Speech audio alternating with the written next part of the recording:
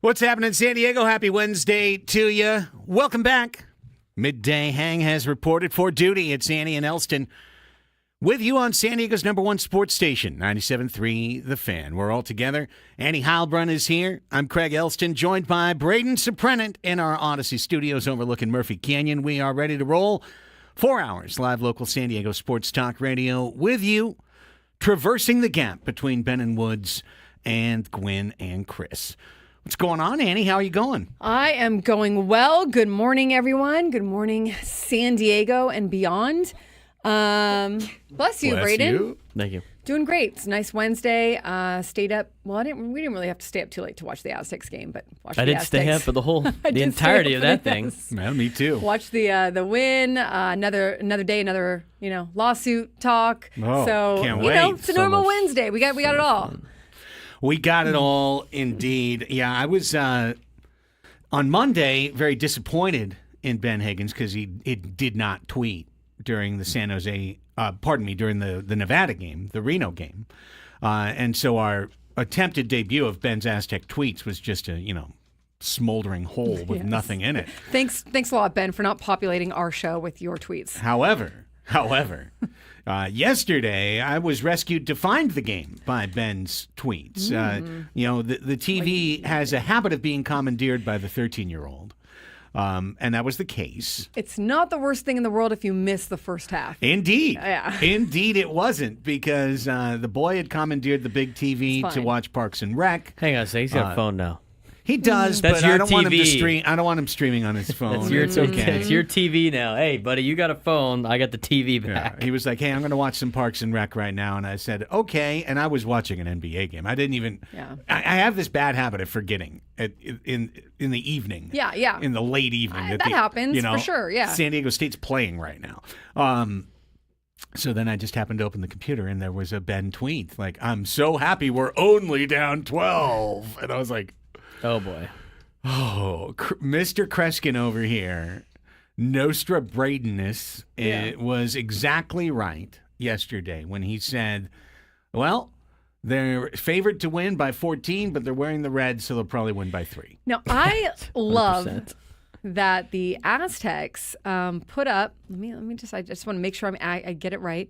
The Aztecs men's basketball Twitter account put up one of those cards on Twitter. One of those fact cards. And I think they did it just for Braden.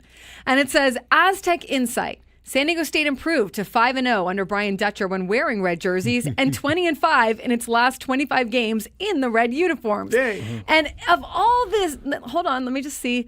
Was there any other Aztec insight? No, there certainly was not. That was the only Aztec insight Here's the from insight. Here's the the insight. Twitter account, okay? Hey. And I think that was just for you, Braden. When Red equals win. Games might be close, but they're winning. When USD played San Diego State and we were there and we were talking, every Aztec employee's like, you guys have a really good chance because we're wearing red and we never play well in this uniform. Yeah. So that must be an internal thing over there. They must like wear. Is a jersey cursed if they're 5-0 in the jersey, but they always make it way too thrilling at the end? I think it's just a exciting jersey to wear. Well, You if that's the put that case, one on, and you're living in the danger zone. Then only wear it against good teams. Stop wearing it against bad teams. I mean, I would like the ATS numbers. Aztecs are 5-0 probably in the red, 0-5 0-5 against the spread. They're 20-5 in their last 25, 0-25 against the they spread. probably are. That's trailing probably by what it is. 21 in the first half. I mean, it didn't. It was not a pretty game San until Jose- the end when it was pretty. San Yeah. Jose State could not miss a three. I mean, it was Yeah. ridiculous. They were Yeah. shooting like 70% from the three-point line at one point. Magoon Guath was just keeping them in it, and then Miles Bird came alive there in the second half, and That was it. it was good to see the Padres players there. Looked There like it was was a lot little of 'em. Camp 44 action, I'm guessing, from Joe, Yes. plus Jackson Merrill and maybe a few others. I saw Johnny Burrito eating popcorn up there. Imagine going to an Aztec game That's and see fun. Johnny I'm Burrito glad they got to just, do like, that, hanging yeah. out. Johnny Burrito. And they eating had popcorn. like 3 or 4 rows or something. Like couldn't it get looked them- like a little field trip. They couldn't get them better seats. I mean, Who they're up with the knows? Who knows? rafters. Maybe They're up they with tried to get in late. They're Who up with knows? the They're up with the auxiliary press box that they put up. I mean, it's a hot ticket. You had to get like a whole section, Brian Hoying showed up with a Costco chicken. They slowed things up. They wouldn't let him in with it. He brought the $1.50 hot dog soda combo. Yeah, it's a whole thing. They're like, nope, you got to order an Aztec dog, buddy. That's right. Leave that outside. Yep. Finish it outside the doors. Well, that's good. Yeah. So we'll talk more. We'll have Ben's Aztec tweets. That'll come up at 11:30 on the show today, and we're looking forward to riding the anxiety train with Elsten Higgins all the way through that game. Really, though, bottom line, just before we move on to something else, is that's 2 near disasters in a week for the Aztecs. Both wearing scarlet. I mean, that would have been a quad 4 loss, right? I mean, that would have been where you have to win, everyone in the tournament? Like, you have to win every game in Vegas? You're probably done for the year. Like, if you lose to Air Force or you lose that game, your resume is now the Houston win and hanging on by a thread. And so even though they won, it would have been a horrible, terrible, very bad loss. Yeah. But it's Terrible, very bad day. Is that a children's book? Yes. Yes, it is. But No it's is it like, would you call it like a bad win, Yes. but not a horrible loss? Like, a bad win is better than a horrible loss, Right. I guess. They right. underperformed their Ken Pom by more than 10 They points dropped, again. right? So every time you underperform your Ken Pom by 10 points or more, it's not a loss, but it's kind of a it's a smudge. It's a smudge on the resume. It's the judge taking a point off for how you landed your double toe loop, in skating. It's a point taken off. They're a young team. Again, I feel like they're a team that's going through some growing pains, and hopefully can keep some of their core together for next year and build on what they're trying to do this year. But a young team with not as much experience as prior teams. But as Braden has said before, that's almost every team now, in college sports. But also coming off of a weird stretch, right, where I saw Mark Ziegler wrote about it, where they had the break and then they were playing and they came back. Okay, it happens every year. Everyone's got to do it. That's true. But hopefully they can finish strong. I mean, that's what you need right now. Yeah, that's it. I mean, they're wobbling. And to me, 2 near disasters kind of equals a loss. And I think it does in the metrics as well, in some way. It tamps their opportunities. So, hey, they got away with it. Take the red jerseys, take the Aztec Insight tweet, put it all in a locker, close the locker, spin the wheel, and forget the combination. Just leave them in there and see what happens. Also, how weird that they have been struggling so much at Viejas Arena. They've been struggling at home. I mean, if they play every game on the road, they tend to fare better. But they like playing at altitude, I guess. Yeah, exactly. They want more of these like tough games at altitude. But at home, it's not been their best season. They're a young team for sure. And they're going to get young. They're going to do young team things, and that's what a young team does. Is they play with their food too long, and then all of a sudden they got to turn it on in the second half. But a lot of that had to do. I mean, San Jose State came out shooting the lights out early. I mean, it's just, there's nothing you could do about that, and that's not sustainable. And in the second half, it wasn't sustainable for San Jose State. They couldn't make a shot after that. I mean, they're shooting 60% in the first half from beyond the arc. That's insane for them to try to keep that up in the second half. Young teams do that especially in college basketball. Where games are close, so they don't need to be. But as long as they can keep these guys, together for the next couple of years, it will work out. But we'll see. We'll see what the Aztecs got in store. I don't think they would have been out of it if they would have lost. It just would have made things a lot more difficult for them. They probably still would have been in the bubble zone, right? And they could have played their way out of it. I mean, going to Utah State and getting a win would play them out of it. And how good some of these other teams are doing. I mean, it's a benefit that Houston's right now 8-0 in the Big 12, which is one of the best leagues in college basketball. They play tonight against West Virginia. Creighton doing well is good news for the Aztecs. And then again, losing to Gonzaga, even though it's a loss, it's still, they don't really have any bad losses. So having only one wouldn't be the end of the world, but it would not be great. It would not be great, Bob. Yeah, and it's not great, Bob. For all the threes they hit, the Spartans couldn't hit the side of the rim. In the last 5 minutes, there were some shots that were wildly off. And I was like, open shot, clang. So, hey, maybe Cinderella's slipper fell off there for San Jose State. But Aztecs escape. Ben's Aztec tweets coming up later in the show. Also coming up in the program, Padres Zips projections are out for 2025. We'll go through that in our baseball hour at 11, Annie, but I think there's a happy headline, and then if you kind of go a little bit deeper in, there's also the other side of potential projections. We'll talk about all of that coming forward on the program. Of course, we'll have the 12 o'clock sports fix still to come at the midpoint of the show, midpoint of the week. It's an incredibly insane day in international soccer. We'll get into that a little bit in the second half of the program, as I'm going to have to try and figure out how to get both of these TVs locked onto a couple of different Champions League matches. Oh, wow. Because there'll be 18 matches kicking off simultaneously at 12 o'clock today. 36 teams in the Champions League, 18 matches. Boop, whistle sounds at the exact same time in all 18 stadiums. How are you going to pick which ones to put on the TV? I don't know. We'll find out what's on. I don't know if all the 18 are available. I'm guessing that they are not. But in particular, Manchester City, one of the best teams in the world, has to have a win today just to advance.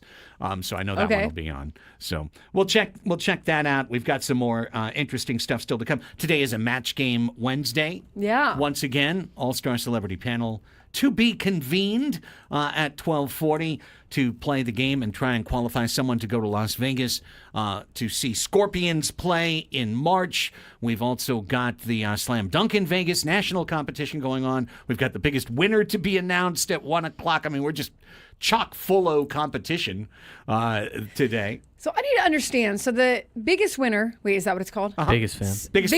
Biggest fan. So they have to call at a certain time. Yep. So therefore, we don't talk about other things at that time. We have to announce it. We announce it at So 1. they know they need to call. At 1, Okay. we will announce Okay, I got the it. name. I got it now. Yeah, Okay. and at 1, that person, whoever we say, will have 10 minutes to call the show. And Got if it. they do, they're qualified for a chance to win a night in the Padres suite, the Odyssey Padres suite with 20 friends. We're the only ones not perfect right now, by the way. Yeah, everyone else has called in, but yesterday our guy didn't call in. Matt didn't call in yesterday. Matt. All right. That's the setup for the show. Heard the ball club. When we come back, time for some irrational celebration. We did it, gang. We did it. Yeah, we did it. What did we do?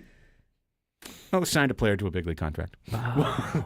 We'll talk about it next. Yes. Annie and Elsten underway on the Fan.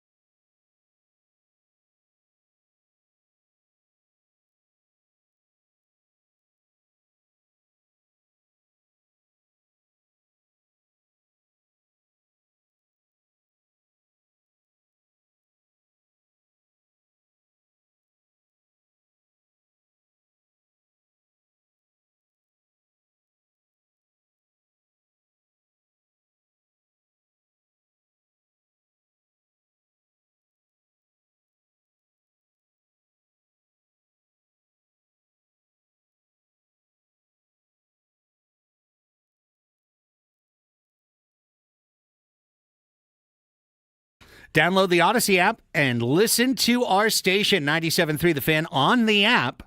And that's your chance at the ultimate trip in the Slam Dunk in Vegas contest. All you have to do is download the Odyssey app, log into it, and then listen to this station for at least an hour. By definition, if you're hearing me, you're listening to the station now, one way or another. Maybe you're on 97.3 The Fan. Maybe you're on YouTube right now. Maybe you're in the future. Maybe you're a podcast listener, in which case keep this in mind for tomorrow, all right? All you got to do is listen on the app. If you're already listening, might as well just throw it on the app instead. Same thing coming to your ears. Doesn't matter that way. But if you listen for an hour, you get an entry into our daily entry into our national contest. And the grand prize is travel and accommodations for a winner and 3 guests to Las Vegas, plus $5,000 for each person to fund the ultimate viewing experience for the first 2 rounds of the College Basketball Championship Tournament. So again, Odyssey app, log in, listen, do it for an hour. Don't do it for 30 minutes. Don't do it for 54 minutes. Whole 60. 60. Set a timer if you need to. Use your smartphone to set a timer. Setting timers with Siri. Yeah, do you? I do. I do too. Yeah. I do too. With the new phone now, it's like, it's suited for Apple Intelligence. You got your new phone. You got that 16. That was part of the whole thing in yesterday's story. Oh, sorry. Yeah, that was. Remember the whole story yesterday. I was so focused on James that I missed this. This is the 16 Pro now. It's got the action button up here, which can do multiple things. You can set it to do multiple things. Oh, wow. And it's got you can just press this button to go to camera right away. On the back. Yeah. Oh, that's a little handy dandy. Yeah, and then if you touch it, you could I can zoom just like that, and as opposed to having to reach out and do the whole. So it's like one hand. Yeah. Accessibility. Exactly. Yes. Way more accessible. Which is funny because for a while they made these things way too big. Yeah. Remember that? It was like, that's the whole thing. And I got one once, and it was ridiculous. Like, you kept feeling like your finger ligaments were stretching. You're like, I had was it called the Max? Was it called, what was it called? Max. Yeah, I had the Max one year. You had to reach like all the way over here to get to like a shift or something. You know what I mean? Yeah. It was horrible. So you have a shiny new toy. I do. And I was like so, not excited, but I'm like, because I'm super, super sketch on this whole wave of artificial intelligence. It's already here. It's already listening to everything you say. Well, I understand that. I mean, that was the case already. Yes. That was the case before they had the AI, which is just another word for more computer programs. I mean, there's already computer programs going on, but like today, before we could open our documents that we usually do, we got assaulted by Google, like, hey, we can summarize this for you. Yeah, it wasn't really an assault. It was just like, hey, let us help you. How do you need us to help you? I'm like, not at all. I can still read. Yeah. And it's like, no, we can summarize it. Oh, well, thanks. So anyways, what I've figured so far for Apple Intelligence is the border just lights up. Oh. That's it. Like, hey, Siri. See? It lights up. Oh, fancy. What time is it? I kind of like that. It's 10:21 a.m. Thanks. Thanks, Siri. Thank you. I mean, I could have read it, but just wanted to show you. That's how. I do find that's myself what it is. when like, it lights up. I've used ChatGPT a few times for Excel things, like for things that I needed help with that I'm like, I could Google this, but it's just going to be easier to ask, Yeah. And when I finish, I do write in the little box, thank you, or like, that was helpful, thank you. And it's like, I'm talking to a program. Yeah, you're talking to a program. But they're sure trying to make it, very lifelike. So. And yes, Jacob, I use the Australian voice. I use Australian Siri too, but he's a man. That's fair. That's fair. I think Siri is more of a woman's name, much. But well, I guess it could be anything if you really. Yeah. It's not that deep, guys. Fair enough. Put the fries in the bag. Okay, and let's now take out of the bag our new catcher gang. We did it. The Padres did it. Now we got him. We got him. That's an excessive celebration on Craig. This is not. I see in the story. This is the Padres' first free agent signing of this offseason because Tyler Wade was what, like an option, minor league deal or whatever. Okay, yeah. I guess Tyler Wade didn't count for some reason. Tyler Wade doesn't count. All right, but it's the long and short of it. This If is there's one thing you officially- can take away from this show.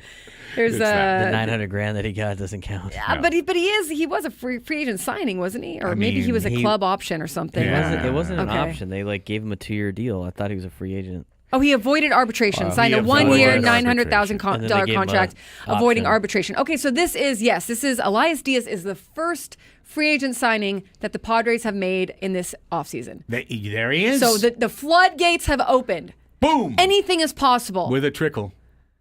Boom. The gate just shudders a little bit and some water runs out underneath the gate. That's what happened. Okay, so listen, we kid a little bit, but I would say that there's at least a 50-50 chance that Elias Diaz is the opening day catcher for the Padres, and I'd say there's a better than 50% chance that he carries over 50% of the workload for the season because he is a veteran backstop with decent defensive career credentials.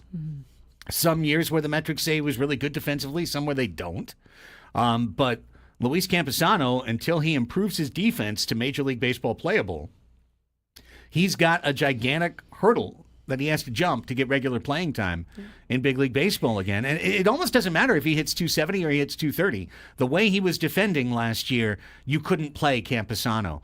Now, Diaz is at the very least, and I mean the very least, he is out of that bag that we've been talking about 8 or 9 catchers that are out there that you could have traded for or signed that could maybe give you a WAR, maybe give you 1.7, 1.8, or, negative 0.2, but they're kind of all in that same class. We've at least got one on the team now. Yeah, and here's what I think A.J. Preller is going to try to do, and what is not a bad idea, and he's done it in years past, and many GMs are going to try to do the same thing, but the Padres especially need to create this environment, which is a huge environment for competition in spring training. And bringing in guys who have to fight to want playing time and want a spot on a roster or want to show their film for other teams if they don't get a spot with the Padres, and creating competition. I don't know that Elias Diaz was their first choice. He was someone that played with the Padres last year. They could have easily probably signed him immediately if they wanted to, or maybe, I don't know, maybe the asking price that Diaz was asking for was too high. Maybe it came down. I don't know. But I think that A.J. Preller was circling around for other catcher options, but this is a serviceable catcher with Diaz who has familiarity with the team, who they brought in last year off the Rockies, who was he designated for assignment at that point? He was, yeah, they DFA'd him. They DFA'd him, I think that's a good thing where you have some familiarity when you're not coming in completely new. And I think that Martin Maldonado will compete. I think that I don't know if he'll make it, and I don't know where it leaves Campion and Brett Sullivan, but I think that you're trying to make it a real good environment for competition and trying to get the most out of these players. Here's what I'd say about that. I mean, I agree with you. I think it returns Luis Campusano to a place where maybe the Padres weren't comfortable putting him the last month, which is on the trade block. Yeah. Somebody that someone else could take a look at as a reclamation project, and it might be a my problem for yours type trade, or it might be he's the add-on in a deal that gets them over the line to get some pitching depth or something. Yeah, because my assumption also is that Diaz is, I mean, I see it's. I guess he's competing with Campusano for the starting job. I kind of think unless Campusano is going to show up and show something different, yeah, just kick butt. I do think that this is kind of probably Diaz's job to lose, and which is crazy to say considering all that the Padres have been through with Luis Campusano. But we just haven't seen it yet, So if he shows up, he has a good spring, then he can compete for that starting job. But I do believe that it does also put him in contention for maybe a trade if they choose to do that. If Martin Maldonado beats out Luis Campusano for the backup catcher position, Luis Campusano's Padres career is over.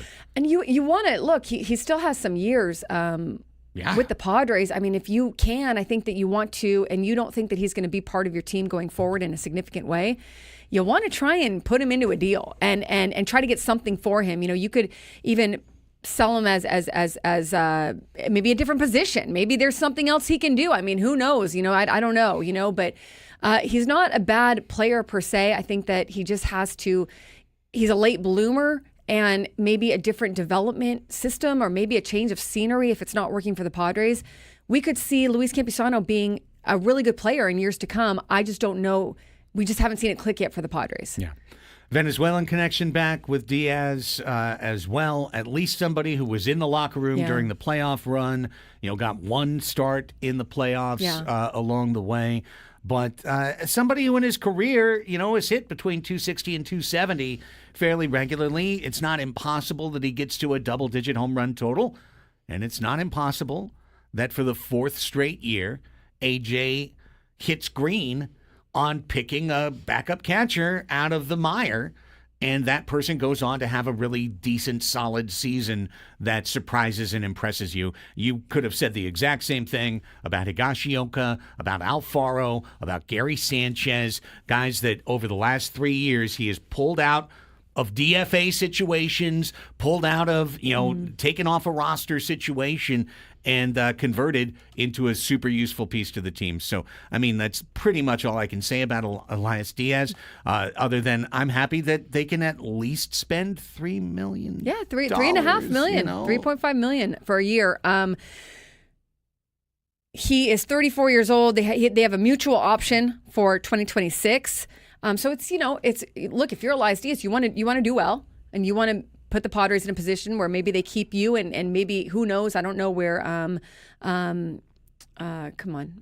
Ethan Salas, thank you, brain wake up, will be at that point. But maybe, that's someone that you keep around and try to kind of transition. Who knows where Ethan Salas is going to be at the beginning of 2026. But if he's ready, that could be something that actually works out well for them. So it's in both parties' best interest, to have a good year and to have success. So I think that, you're able to ride at least with this and move forward and feel like you've got some competition going into spring training to have a good starting catcher.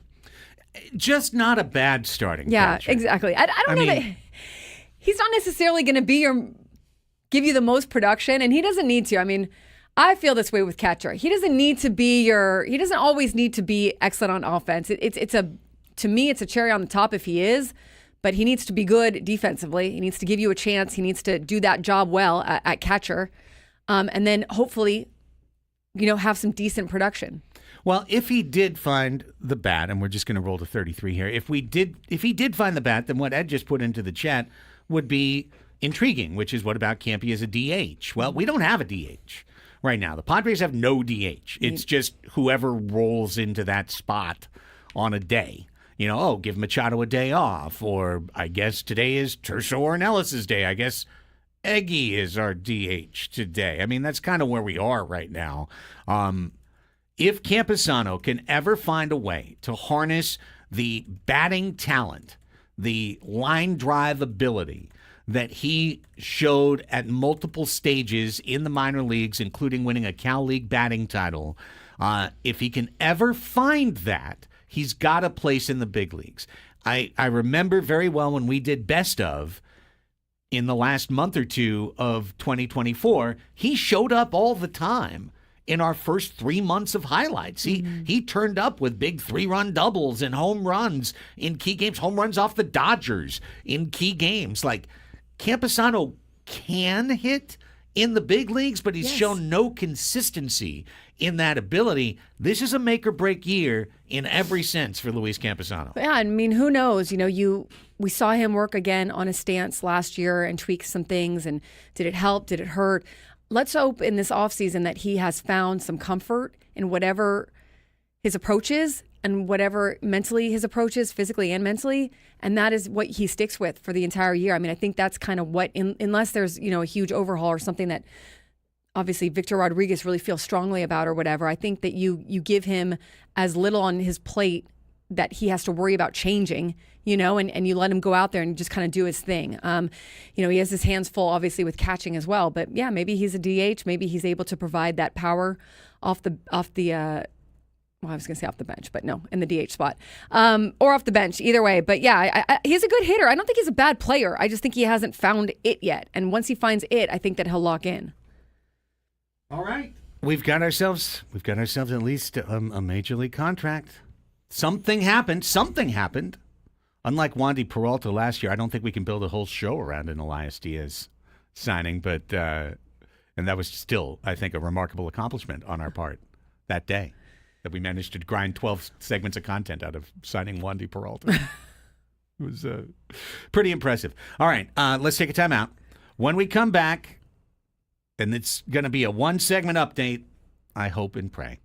The latest on the lawsuit versus lawsuit, response versus response. There was a response to the response yesterday, and I hope it's the last response I hear for a long time.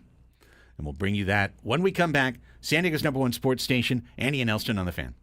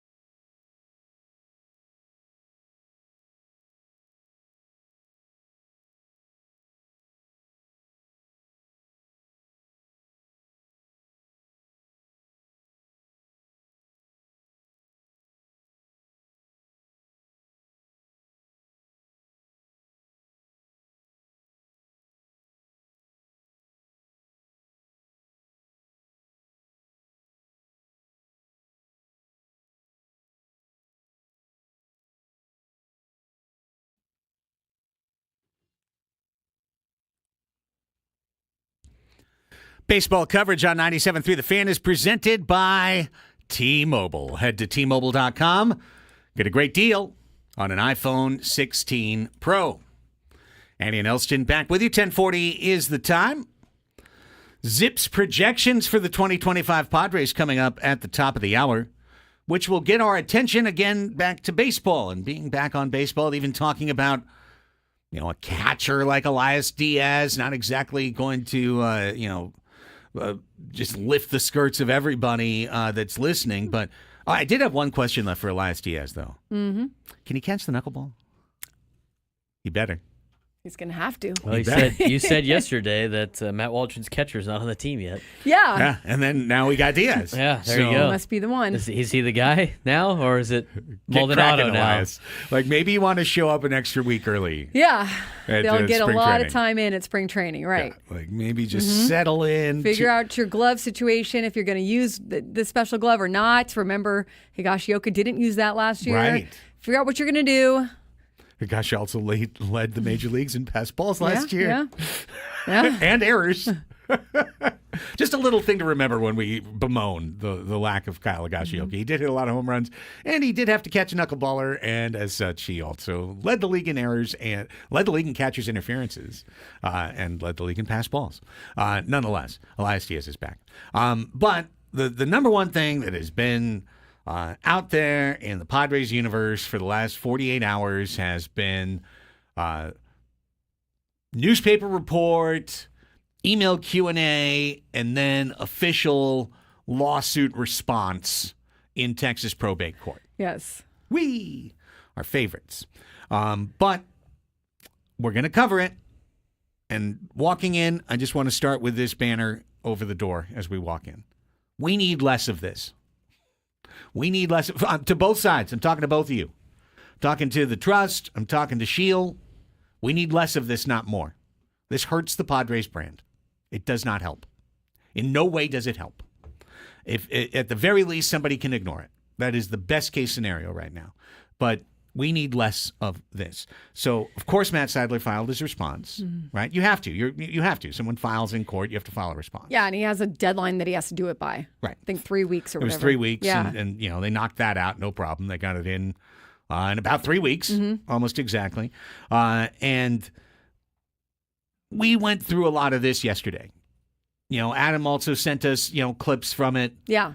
How would you characterize it? Personally, I would characterize it as a pretty straightforward response that seemed to have a lot of the answers, at least alleged, to the questions put forth by Shield. You mean Shield's response to... The response to Shield. First I'm talking about Seidler's response to Shield. Well, first of all, I just want to touch on what you just said, which is it's not good for the Padres. It's not good for the fans.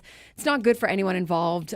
We talked about it a lot yesterday, that it's yucky. It's yucky. It's ugly. It's exhausting.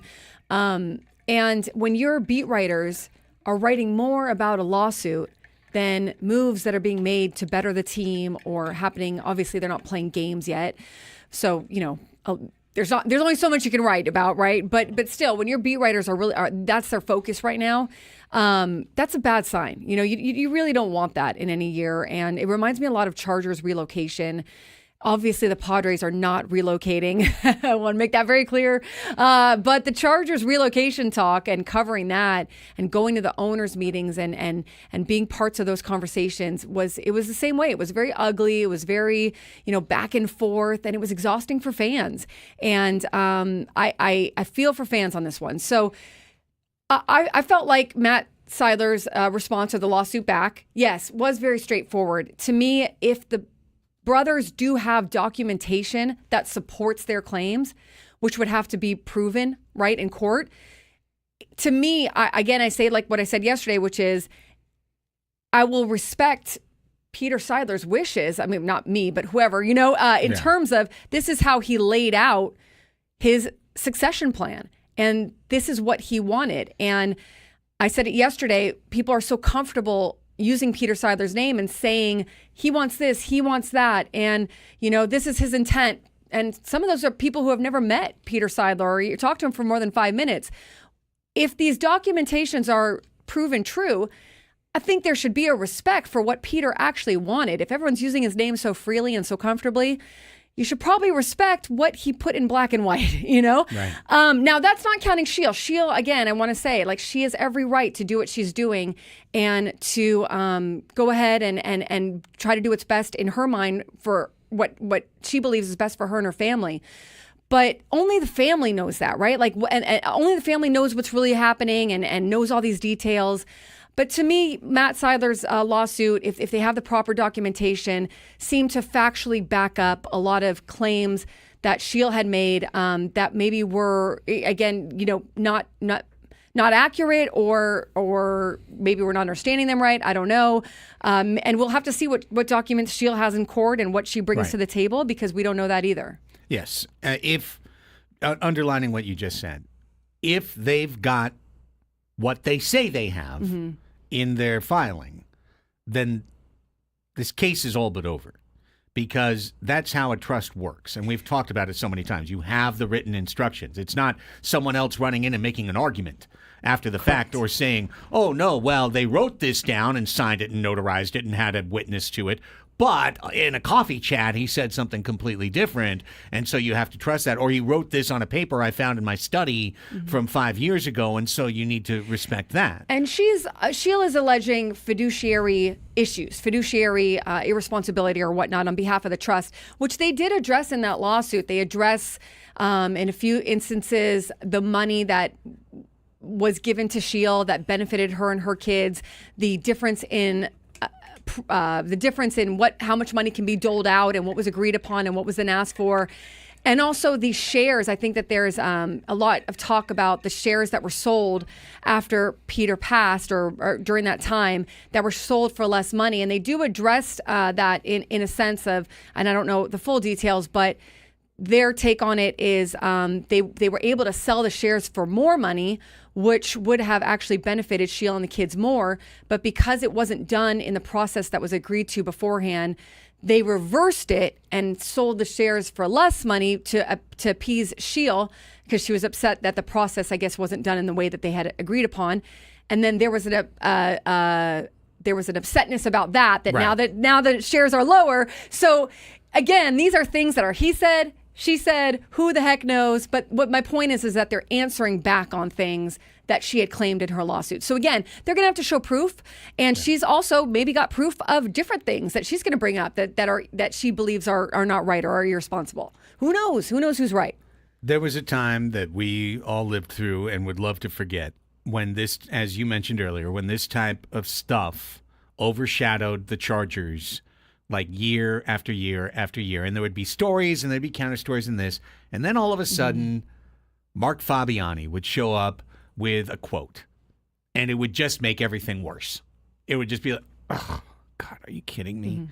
Give me a break, man. Why do you have to even say anything? Stop saying stuff. Well, I'd like to say that to Dane Butswinkus, who is the counsel and unfortunately named counsel for Sheil Seidler, because he came out with two pithy responses yesterday. The first was speaking of the Matt Seidler lawsuit response. He says, quote, "The response, for all its bravado, is especially thin in responding to the very specific and serious allegations of Matt and Robert Seidler's breaches of fiduciary duty. It's ironic that they accuse Sheil, Peter's wife of 2 decades and the mother of his 3 children, of misusing his assets, while at the same time they have reaped the benefits of Peter's generosity for decades. The fact is, we will win in court because the defendants have shown they have no case. In short, their response is a total strikeout." Oh, thanks. No, the use of strikeout is Can we whistle a foul on Dayton Butswinkus? Like if you win, is it a home run? You know what I'm saying? Seriously, like just no sports analogy. Did he take that from Boris? He also gave a statement to Dennis Lynn regarding the Roki situation and said, "Do you have that one?" It says, I do. Okay, go ahead.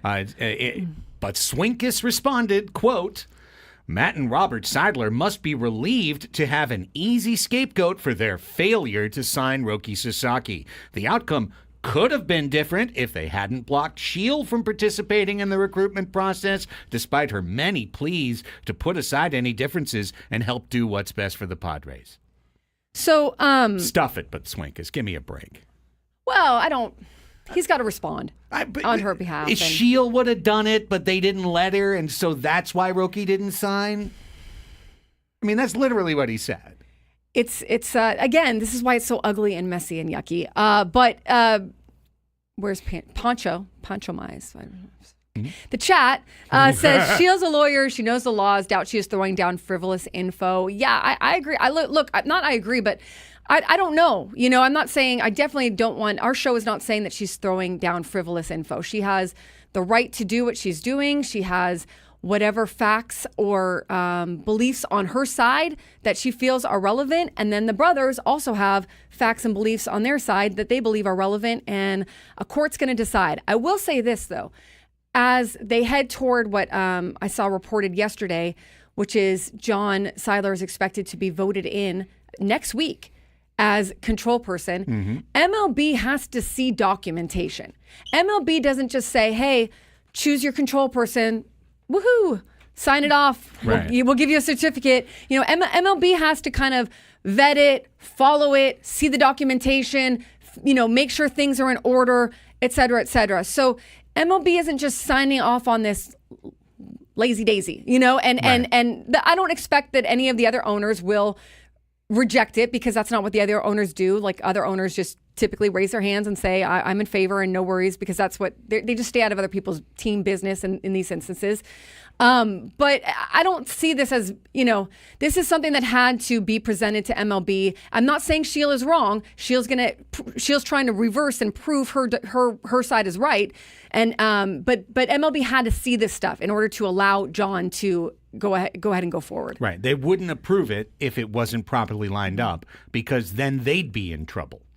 Yeah. And so as such, once they approve him, that's just another wall down in terms of attempting to go through these walls and reverse the control person. I don't think it affects the lawsuit. Like, the lawsuit is a lawsuit. I think a Texas judge is going to look at all that and not care who's the control person or who's whatever. Like, it's going to be the facts of the case, right? Like, what is the real issue here?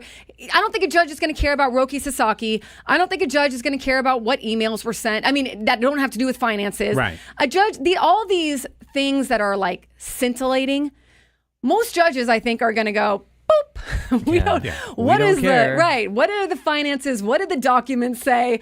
Is there proof? And sometimes in these cases, I think, correct me if I'm wrong, if there's not proof, you know, you are forced to make some kind of different arrangement. If the judge can't figure out like who is right and who is wrong.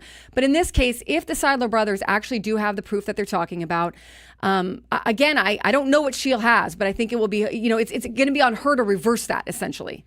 My bottom line for this is as follows. As Annie said, and I support, the probate court will sort out the legal of it, okay?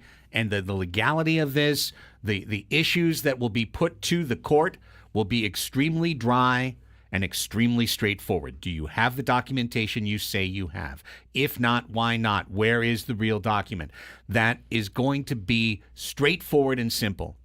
And none of it has to do with throwing verbal arrows, throwing written response arrows back and forth across the bow of the good ship Padre. And that's what's happening right now. I don't need anybody anymore to invoke Peter Seidler's dreams and wishes and who is going to be the better steward, and I don't need them to invoke who screwed up Roki Sasaki worse. Okay? Drop it. Leave it in there, let the court decide, and let this not fester in the minds and hearts and souls of Padres fans going into spring training, going into FanFest, going into a year where San Diego, as we get to the Zips projections next hour, still has a chance to be right there in the thick of things. Yeah, and I think that once the team starts getting into spring training, once, you know, the fans are out there, I'm not saying that it's going to cure all. It's not, you know, but once you start seeing Manny Machado give you a little smile and Jackson Merrill sign your autograph and Tatis dancing and everybody kind of joining together as a team, uniting as a team, I don't think it solves everything, but it makes it a little bit easier to swallow. As long as this is kind of taking a back seat to the team. The team needs to be first. The fans need to be first. The playing needs to be first. Winning and providing a good atmosphere and a good product for San Diego, which has supported this team through thick and thin, needs to be first. It needs to be on the front burner. And this is going to continue, but hopefully on the back burner. It's going to be there, but let's hope it's not in the front. It's not taking center stage. And the Padres signed a major league contract yesterday, so they increased their payroll yesterday. They do. They're at 205 now or something, or 204. Yeah, so, hey. Do something. Hopefully the baseball ops gears start moving smoothly and they get the sand out of them, and then we can ignore this machine that's putting out all this other black smoke on the other side. We're back with Zips projections next.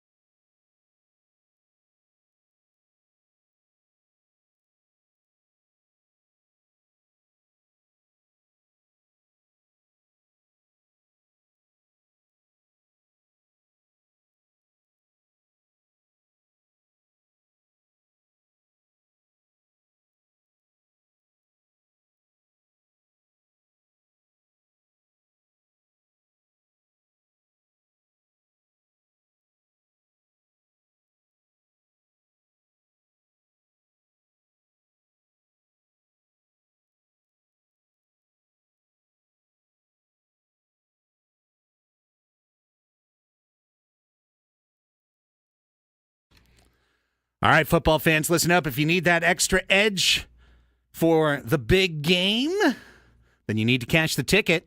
Mike Valenti and Jim Costa only have 4 shows left, breaking down the biggest matchups and finding the best value on the board. Cash the Ticket, the podcast to help you bet smarter on the big game. Follow Cash the Ticket on the free Odyssey app or wherever you get your podcasts. I'm sure they'd move on to basketball or something else on Cash the Ticket. But if they're giving you football advice, there's only 1 game left till September. So it's just where we are. All right. Annie and Elsten back with you. It's our baseball hour. It's our normal baseball hour. We will have Ben's Aztec tweets a little bit later on. But let's dive in here, and we'll see if it takes 2 segments or 1, to what is an annual tradition at Fangraphs that we know the guy who does it to, Dan Szymborski. Every year he comes up with the computer projections for what 2025, or what each individual year will look like for each individual team. Yeah. And they always do it in a random, they draw lots literally in terms of which team is going to be revealed at what time. The Padres happen to come out dead last this year. Not dead last in projections, but the last team's projection to come out. Yeah, number 30. Yes. So here we go with the projections. Let me start you with something just very top line, okay? This is the final paragraph before they go into just, reams of numbers, which we are certainly not going to try and distill to you here on the radio. Here is, I think, the salient paragraph. Add everything up, and Zips projects the Padres to finish with a win total in the high 80s, enough to be one of the prime wildcard contenders with an outside shot at upsetting the Dodgers. They'd make for an extremely dangerous opponent in the postseason. Still, it's a fragile high 80s projection, with the very preliminary Zips projected standings pegging San Diego with a italicized very low floor. So, yeah, he's saying the highs, he makes the argument that like this 2025 roster looks a lot like 2024 because a lot of those players are locked in, they're coming back. So the highs could be very high, but the lows that are there that exist could be very low. Absolutely. So starting with what's good, right? And keep this in mind too. Zips, which uses Steamer, right? It's a projection system. There's a real similarity. I've looked at these year after year. Like there's some things about Steamer and Zips that's very good. It's going to give you a good broad-based kind of survey-style generic look at your team. But Zips can never find the anomalies that makes baseball what it is. Oh, yeah. Right? Zips is not projecting Kyle Higashioka to do what he did. Exactly. Or, the maybe Donovan, I don't know, the intangibles, the magical moments that make baseball exciting. Zips is not necessarily projecting. And I just want to say, I never looked at projections before taking this job in my life. So I don't know all the ins and outs like you do, but I know that they're not always right. Yeah. They're projections. Yeah. And they do things like this. For example, if you happen to go and you go to Fangraphs, support Fangraphs, you can support them financially. And they put Fangraphs out all is their great. stuff for free. Yeah. They put out everything for free, but they give you the option to support them. I suggest you do. One of the things, if you scroll down on the Padres Zips projection page, is they give what's called 80th, 20th percentile projections, which means if things go almost as good as they can, what would the numbers be? And if things go almost as bad as they can, what would the numbers be? So that's where you can find some of the variance.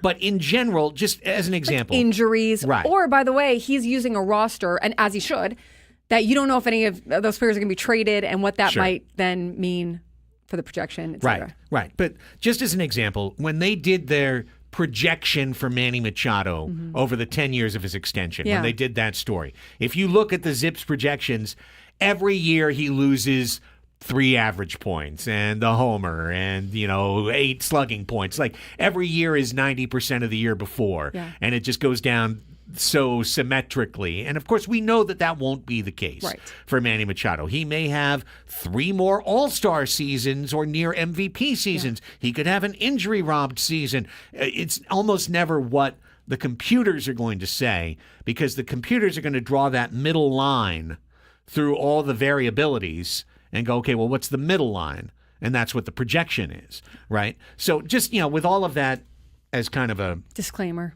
precursor, disclaimer, explainer, so what have you. The Padres are supposed to be basically carried by their center fielder and right fielder in 2025, according to the projections. They project Fernando Tatis Jr. for almost 6 F-WAR. Hey, Fernando. Yeah, 5.9. Wouldn't that be great to see Fernando have a healthy, dominant season? That'd be so much fun. It would be needed, I would say. And I think he would want that. I think he is planning on that as well. Absolutely. But, just for comparison, the only time he's come close to that was 2021 when he had over 6 WAR. So, last year, 2.6 for Fernando Tatis Jr. Making a 3-time jump. And, of course, last year he was injured. Yes. But, yes. But his career high for games played is 141 in 2023. So, of course, he missed 20 games due to suspension that year. But nonetheless, the health and productivity of Fernando Tatis Jr. is critical to this team.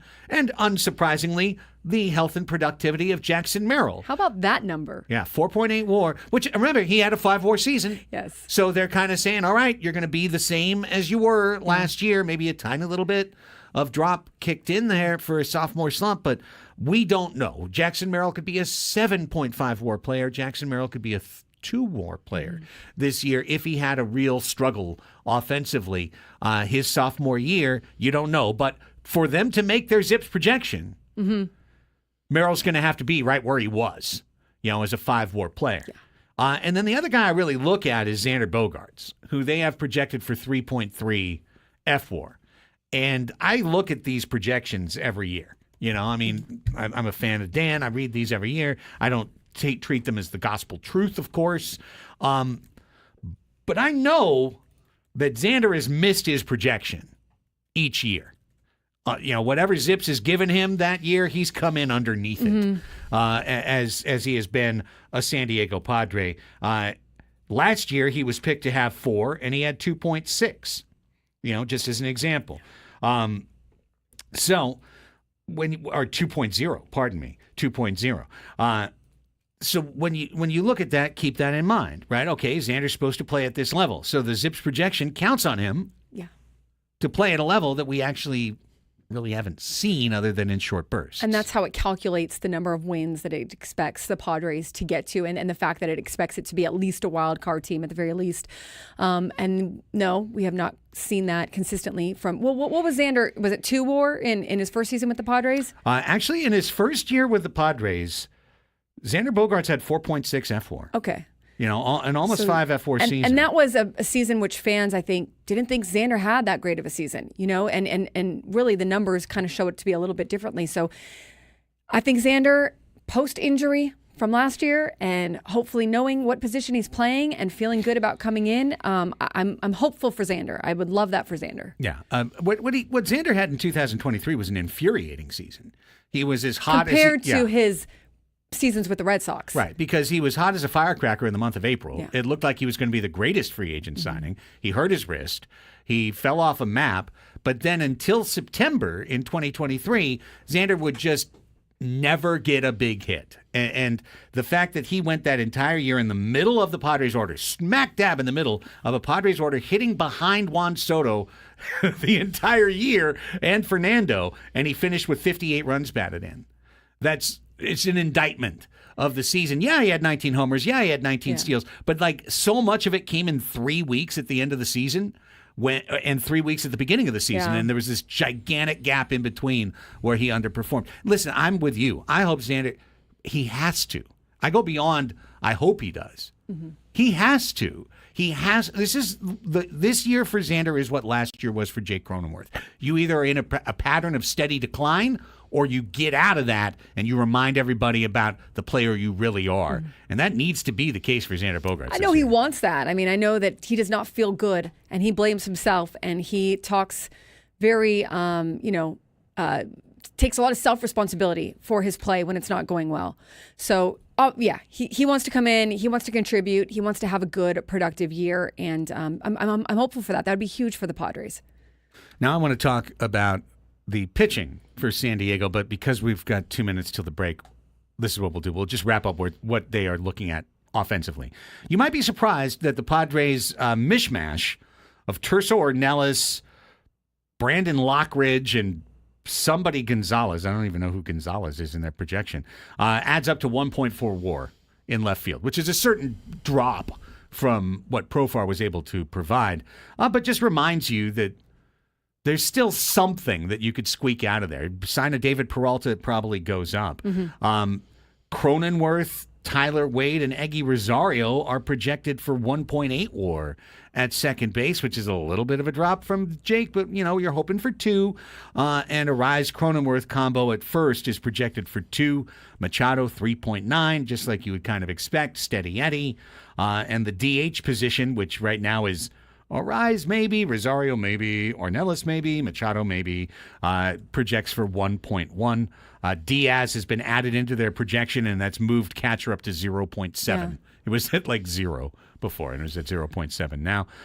So that's the offense, basically very strong at the top with big question marks at other spots that they're hoping won't be negative positions. And I think that for the Padres, where you want to be careful is, and we said this last year, and they ended up being fine. So I want to disclaim it with that, is the depth. If a player does get an injury, if a big superstar player does need to sit for a while, who's picking up the slack? Who do you have that's going to, if a pitcher gets hurt, those are the kinds of things that are going to happen throughout a season.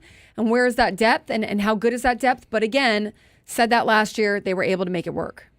I Need Money in the chat says, sign Randall Grichuk to platoon with Terso in left, David Peralta as a bench piece insurance policy, and Jose Iglesias. Now we've replenished the depth.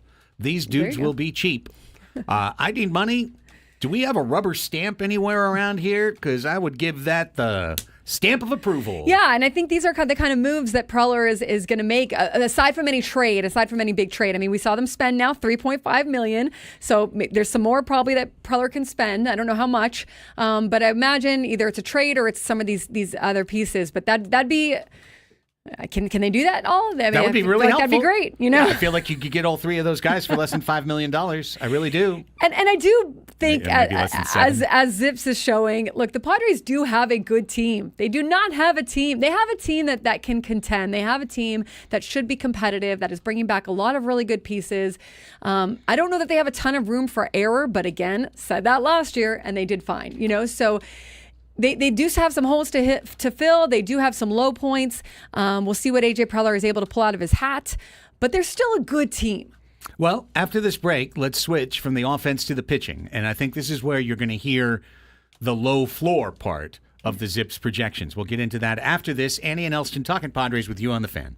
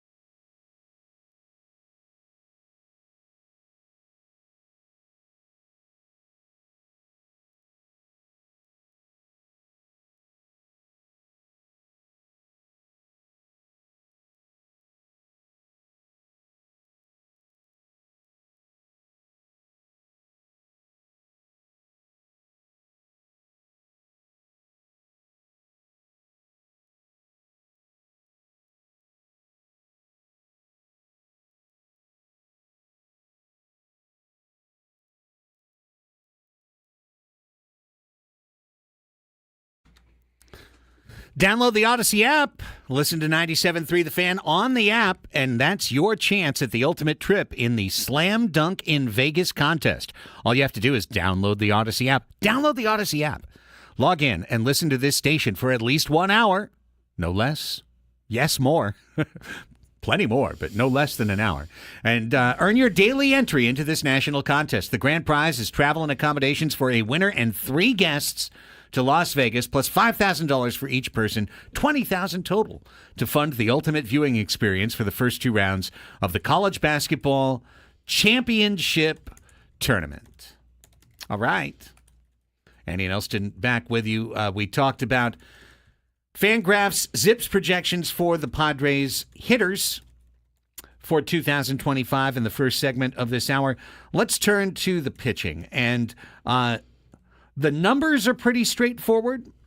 Michael King and Dylan Cease are both projected to be around 4 WAR, 139, 138. But obviously you could go over that. You could, dip a little under that. Yu Darvish is put at a solid 2.2.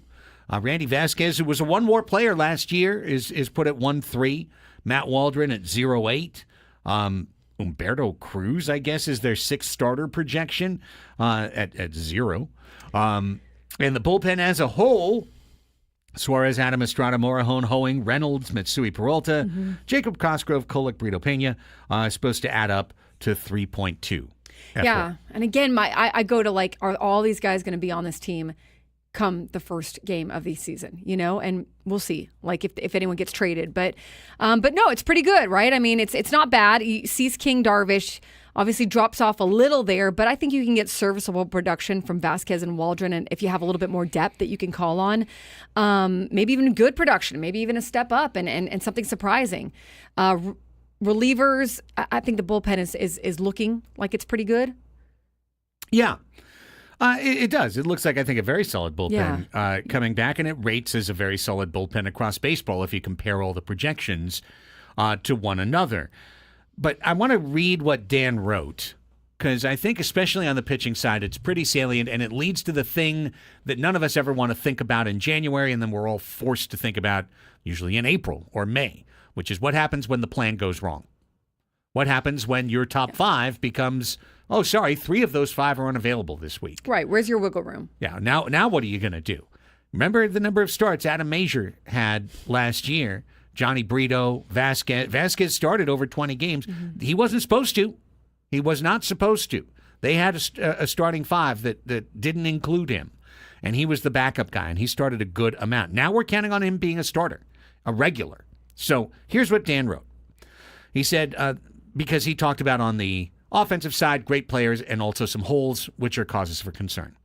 Now, here's what he wrote about pitchers. The story is similar on the pitching side. The 1-2 punch of Dylan Cease and King has some real steel in the glove. And Yu Darvish remains solid, if clearly past his prime. Randy Vasquez and Matt Waldron both project as below-average starters, but not alarmingly so for number 4-5 starters. But if you look down the projections, you see the problem here. There's not much after the starting 5. When it comes to pitchers, it takes a great deal of good fortune to avoid having to dip well past your 5 best starters in the course of a season. And Zips paints an absolutely bleak picture of what would happen if Darvish gets injured, or if one of Cease or King was to be traded, as rumors have suggested. Joe Musgrove naturally won't hit the projection in the table because he's out for the year with Tommy John surgery. Zips thinks little of Omar Cruz. That's the Rule 5 kid, I think. Omar Cruz is a starter. And the next established starter option, Austin Krob, is a soft-tossing, fringy AA prospect who's gotten 0 attention. There's some buzz about Adrian Morejon returning to the rotation, but it's not certain that he will make such a move or that it would be effective if he did, and it likely still wouldn't provide the team with enough depth anyway. As for the bullpen, the second verse is the same as the first. Zips really likes 5 pitchers likely to see time in the bullpen, and then there's a gulf. Most clubs have a number of mediocre emergency relievers, frequently organizational players who are projected to be a bit below average. The Padres lack depth here as well, with 2 of the relievers who have 95 to 100 ERA plus projections, Hoeing and Kolek, already set to be in the bullpen. San Diego's relief corps projects as average to above, but only so long as all or most of the top relievers stay healthy. Yeah, this is the depth thing. This is, if you take some of these relievers out of the bullpen, obviously, and put them in the starting rotation, well, now you've got holes to fill in the bullpen and some pretty good relievers that were good for you last year and did quite a bit for you that you might lose. Now, if you got to do what you got to do, right? Like you got to move them if that's what you need. But you got those, then you'll have those holes to fill. For Waldron, we talked about it a little bit yesterday. He's got to take that next step, and he took a huge step last year. He was completely, immeasurable. The Padres wouldn't have made it to where they are without him, but he's got to do it now again this year, and he's got to take it even more of a step, and same with Vasquez. And Vasquez, I'm really excited to see Vasquez. I think that he had a good year last year. He had some growing pains, but him and Ruben Niebla just work really well together, and I'm excited to see kind of what his offseason homework was and how he's coming into this year. You got to do it again. How does Michael King's arm hold up after going from the bullpen to the starting rotation? How will Yu Darvish hold up? I'm not saying any of them are going to get injured, but it's unrealistic to think that no one's going to get injured. Yeah. Or need a break at some point. The way I parse these projections is what they're basically saying is if you trade Cease or King or you lose one of them to injury and you haven't brought back a very similar amount of pitching WAR in return, you are putting yourself way in the danger zone because they're in the danger zone right now in terms of if you lost one guy, the guy that's in to replace is worse than Adam Major. And it just needs to be, I'm sorry to be knocking Adam Major for him catching strays in Florida. But, remember how he pitched to an ERA well over 7. They are not projected to do that well if you get past one guy. Now, what happens when you get two guys down? Because the Padres were two guys down a lot. Yeah. Last year. Two big guys. Yes. Yeah. What happened? Darvish Musgrove out, right? Now what happens? Okay, Darvish King out. You've got Cease, Waldron, Vasquez, Burrito, bullpen day. So things get really, really weak really fast. And the class of pitcher that you hoped to have as backup, Snelling, Lesko, so on and so forth. You traded Major. You traded all those guys. Iriarte. You traded all those guys last year. None of them are available to you this year. Hey, cool. We got what we needed. We were the second best team in baseball by the end of the year. But this is the pay the piper situation. The Padres are counting on success, durability, and innings from those 5 guys, and they need it. Absolutely. And this is the part of it that Preller's probably going to address, right? He needs to have depth. He knows he obviously knows he needs to have some depth. Where he finds it, what he does with it, how they utilize that we don't know yet. But clearly, the wiggle room right now, as you look at it, the wiggle room, there's not a ton of it. And that is kind of what separates sometimes when we talk about other teams can afford to make certain mistakes. This is where the Padres kind of put themselves in a spot where you need to hit on some stuff. You need to make sure that it goes to plan. Otherwise, you got to make sure your plan B is pretty solid, right? And when you're working with a limited budget, there's only so much that you can kind of, stock up on as your top choice. So I remember we had some of these conversations last year, and they were able to get some depth. They were able to utilize their depth, and the Padres ended up being pretty fine with it, and AJ Preller makes some moves during the season and brings some guys in, and they're able to kind of patch those holes when they need to. But right now, as it stands, they don't have a ton of wiggle room. They do not. And, I've seen a lot of Brian Hoeing love in the chat as well, just because we're on the projections tip. The projections don't like Brian Hoeing. He is somebody whose year last year, in terms of going under the hood for his hard hit numbers, for his line drive and contact numbers, that he outperformed, that his ERA outperformed what his expected ERA was. I will tell you who will not be back with the Padres. Ha-Seong Kim. Going to the Tampa Bay Rays. What? 2-year, $29 million contract that includes an opt-out after the first season. Kim is coming off shoulder surgery, but is expected to return in May and slated to take over at shortstop. I'm sorry to just interrupt you because you were just talking about Brian Hoeing. No, it's fine. So Ha-Seong Kim is out, but we can discuss that. Wow, we'll get to that after the break and talk about it a little bit more. Wow, Ha-Seong Kim, a Ray. A Ray. Of I didn't all see that the- coming. no. Honestly, the Rays have been kind of in like these tumultuous talks about maybe needing to sell their team as well. Some financial issues that didn't go to plan, and then now the stadium thing and whatever. So I'm actually surprised to see them make a deal that is 2 years, 29. So Yeah, 14 and a half a Right. year. I mean, Yeah. is that what we were kind of thinking for Ha-Seong Kim? Or? Oh, I thought a lot more. That's a get well contract is what that is. That's if I have a terrible year, I get the second year to get well, and if I have a great first year, I'm out of here.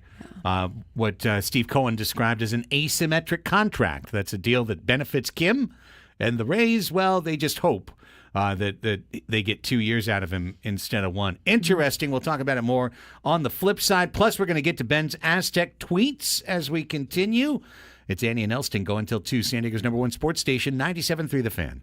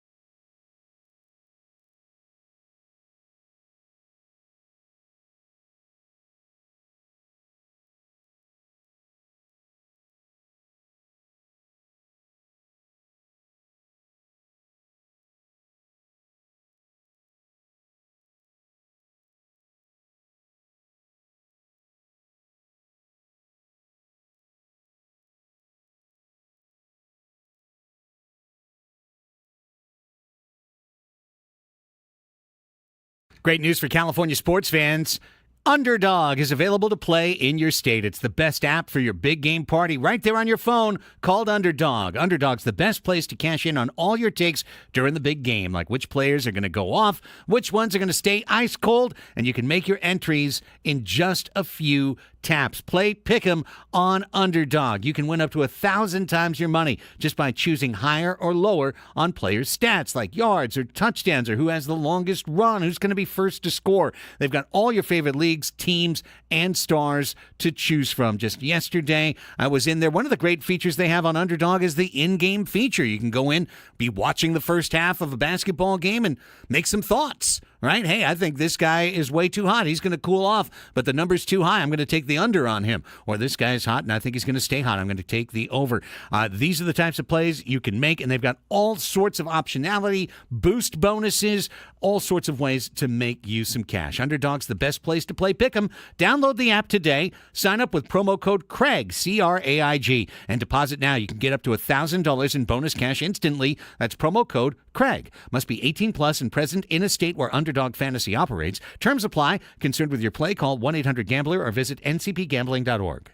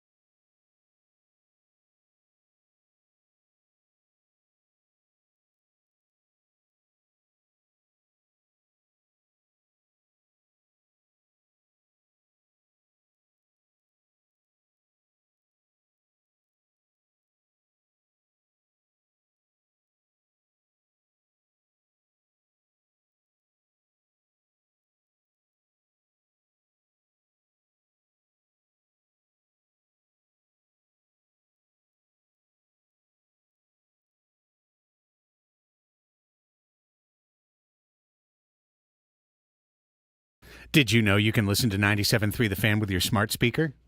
You can. Just ask your device to play 97.3 The Fan. Give it a shot. Better yet, don't do that. Go to the Odyssey app instead. Listen for an hour. Get your Slam Dunk in Vegas National Contest entry. Just do that. But if you need to, use your smart speaker. Just depends on your situation. You do you. You do you. Annie and Elsten here with you. Annie, according to my quick Google and the AI thing that popped up as a result, the average cost so far in the 2024-25 offseason for one war, is about $8 million. Okay. So you generally in baseball today, the market rate is about $8 million per war. So using that as our basis, you got to say that A.J. Preller struck gold with Ha-Sung Kim, who in 4 seasons with the San Diego Padres generated over 15 WAR for the total cost of $23 million. So they only paid about a little over $1 million per WAR for Ha-Sung Kim, like $1.5 million, less than that, $1.3 million per WAR for what Ha-Sung Kim was able to do for this team from 2021 through 2024. It was a great contract. He redeemed it.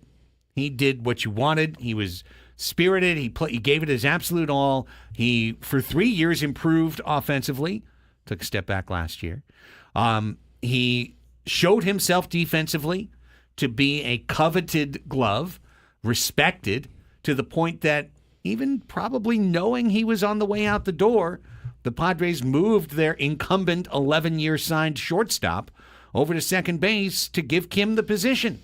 Said, hey, if we've got Kim on the team, we got to play him at shortstop because he's too good at shortstop to waste his talents somewhere else. Well, if you didn't hear what Andy had to say right before the break, it was reported, Jeff Pass and other sources have reported that Ha-Sung Kim is signed in Tampa. He has signed with the Rays. What? He signed with the Rays. 2 years, $29 million, but a player opt-out after year 1. Yeah, and the Rays will always also trade you if they can find a willing partner and they feel like they can. The Rays payroll right now is 28th in the league with $59 million spent. The Rays always have a small bit. Let me just make sure that's right. I mean, I feel like that it's... Will someone double check me? All right. Okay, someone in the chat double check me. But that's the Rays. Isn't that usually the Rays? Yeah. They what? They don't spend a whole lot. Like their payroll is always low. They don't spend at all. Only I mean, I don't think they're done this season, just like the Padres aren't done this season. Well, their payroll last year was $101 million, which is still not a lot. That's not a lot at all. The lowest payroll last year was the A's at $60 million. So maybe that's what the Rays' total commitments were this year. I can go to Fangraphs and find out. Okay, I just Googled, so maybe Google is telling me wrong, which could be the Gemini case. Say? By the way, I just chat GPT'd what should the Padres do this offseason? Or what should the Padres do and who should they sign to help them? And this is what chat GPT told me. What? Depending on the health and performance of guys like Joe Musgrove and Blake Snell, the Padres could use another reliable starter, someone like Jameson Taillon or Carlos Rodon. What? And then in the bullpen, players like Josh Hader could be prioritized. Oh. Otherwise, Aroldis Chapman or Craig Kimbrell could provide some stability. Well, thanks, Gemini. Power bat, JD Martinez or Teoscar Hernandez. Perhaps Brandon Drury. I would definitely say the Padres could always take Brandon Drury. Oh, yeah. Let's see. A player like Sean Murphy could be a catcher for them. So ChatGPT, not quite ready not to take quite over ready for to us take yet. on sports, Yeah, right? Not ready yet. Our job's safe for another day. Okay, Shota says the 2025 Rays payroll is $77 million. I don't know where I was getting my number from. I just Googled. $90 million last year, $77 million this year, according to Fangraphs. If you look at the guys that are signed, players with guaranteed salaries, only 3 of them are under contract to next year. Yeah. They're all club options or mutual options. So like Brandon Lau, club option for next year. Yeah. Danny Jansen, mutual option next year. Yandy Diaz, club option for next year. Rasmussen's the only guy that's got a guaranteed dollar figure for 2026. McClanahan's ARB 3, ARB 4 for 2 years.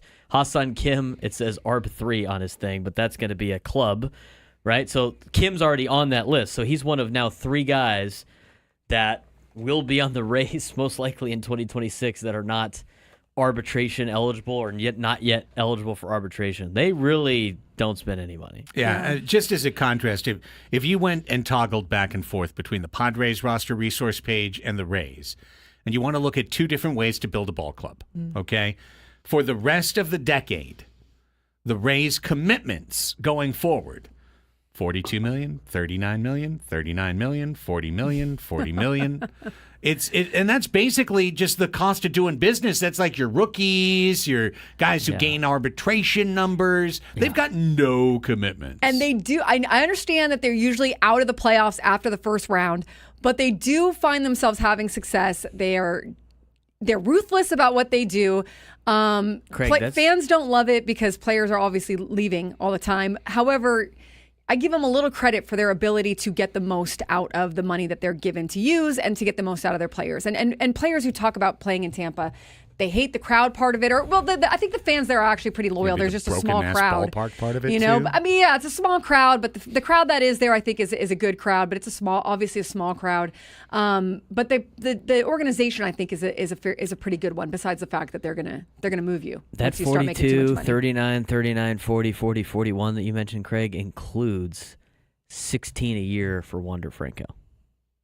Wow. That includes that. That's adding in the dead money, the Wander dead money for a dude in jail in the Caribbean. But is that going to be like? Are they still going to have to pay that? I don't know. Does that go know. away? It could be Like, down to they're still 24. figuring I mean, that could out. be down Yeah. even more. Where like the estimated payroll above that for other payments and everything that includes like, as you mentioned, basically just paying for players for arbitration guesses and minor leaguers is like they're committed to $20 million a year for the next decade. Yeah. That's it. Now, by comparison, same page, different team, San Diego Padres luxury tax estimate for the rest of the decade.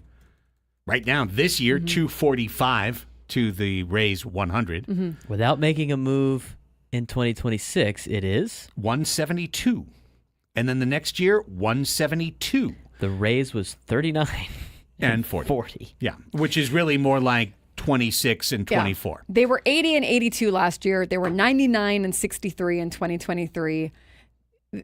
I know their division obviously is different than what the Padres have going on. They were 86 and 76. So my only point on that is like they have a bad salary, like in terms of like how much their team spends, but they find a way to win and get the most out of their players. They do. And it's kind of the would you rather. Would you rather be the super smart, super flexible, never hindered team that's never going to spend? But they'll get you, you'll get your Danny Jansen for a year. You'll get your Ha-Sung Kim for a year. Every once in a while, you'll make a cool trade. Every once in a while, you'll sign somebody like, whoa, we signed him to a 1-year contract with a 1-year option. But you know, if you're a Rays fan, you can never buy a jersey with a name and a number on the back of it. Because in 3 years, that jersey's just going to be a reminder of who's gone. It's not going to be a reminder of the guy you have. And what would you rather have that? And compete some years massively, maybe make the World Series. Yeah. Other years, 5th place. I think fans want to win, but I think there's probably a middle ground. I mean, I think having players that stick around is the Padres do is obviously a great thing. Padres and Rays are basically the same organization, just doing it 2 different ways. They both have never won. In 2021, the Rays had 100 wins. Right. Yeah. They both have never won, and they both haven't been able to get over the hump. And would you rather have a team that is going to be there every single year and compete, or would you rather have a brand new team every single year and compete? And hope it competes. And hope it competes, where at least with the Padres there might be some all right, well, at least on paper they're going to be better than half these, other teams in the National League. I think Tampa's gone to the playoffs more than the Padres have. Yeah, but if they haven't won, what's the point? The more times you go, the more tickets you have to punch. Maybe one of those goes your way. I know what you're saying. But the Padres just started doing this. The Rays have been doing this for a long time. No, for sure. The Padres just flipped it over. Yeah. But if you're just looking at when they started to actually spend a lot of money, they've made the playoffs a decent amount of times and been in the conversation, probably the same as Tampa Bay. And Until a team like Tampa Bay wins a World Series, which we've never seen, super low level pay. Was the last team to do that? Royals, who did have a lot of studs that they did have some contracts out to. Right, and then they had to let all those guys go. Then they had to let them all go, right? No, I don't think it's great for baseball. I don't think it's great for the Rays that they have a low payroll. I just think when there's all this bad talk about the Rays, you got to also point out that they do win, So that's they why figure out a way to do it with their payroll. Well, you wonder why nobody shows up to their games. Right. It's a brand new team every year. I mean, so it's would you rather have, you have to have a little business sense to this too. There's multiple ways to be a competitive team in baseball. You could do the cheap approach and go after a lot of young talent and all the stuff that the Rays do, which is one way to do it. Or you could do the aggressive spending that the Padres do. And both have their pros and both have their cons. But I'd rather have the team, as a kid growing up in San Diego that had a brand new team every single year, I'd rather be a kid now growing up where I know about Tatis and Machado and Jake and all those guys are going to be there. So I think it's better to be. I'd rather roll the dice with the Padres spending money than nickel and dime to try to make things happen with the Rays. No, I don't think nickel and diming is good. I point out what I'm pointing out is that they are good at what they do. They are. And I don't think if they had the superstars, I don't think the Trop would be full. I don't think you would get all of Tampa coming out to support this team. It's not that kind of place. You guys think so? Well, no one thought that San Diegans would come out to support the Padres. I know somebody that worked for the Rays. 18,000 on Tuesdays. It was 17,000 on Thursdays. They'd show up for the bobblehead, but Padres baseball was kind of an afterthought. The team invested in it, created a virtuous cycle, and they have been one of the top attendance teams the last few years. I'm not going to give Tampa that. I'm not going to give them the crutch of no, it's cool because they wouldn't come anyway. What I would say is, whereas, because this has been an hour about Zips projections, right? Whereas Zips can just tell you, here's how the Padres are going to go for the next decade. It's going to be a slow and steady marginal decline year after year. As Manny gets older, Xander gets older, Jake gets older, you gets older, Joe gets older. All these guys that were committed to long-term. Tatis gets stronger, and then he'll go down. Merrill gets up, but these other guys are going to go down, year after year. They can't project anything about the Rays. They have no idea. Yeah. But I'll project something now. They're going to be playing at Steinbrenner Field. I mean, they don't even know if they're going to be back at the Trop. Right. But I'll project this right now. The kid who just had the home run trot that we all talked about yesterday, Junior Caminero, who wears number 13 on his back because he idolizes Manny Machado, he is the new young superstar of the Tampa Bay Rays. He gone.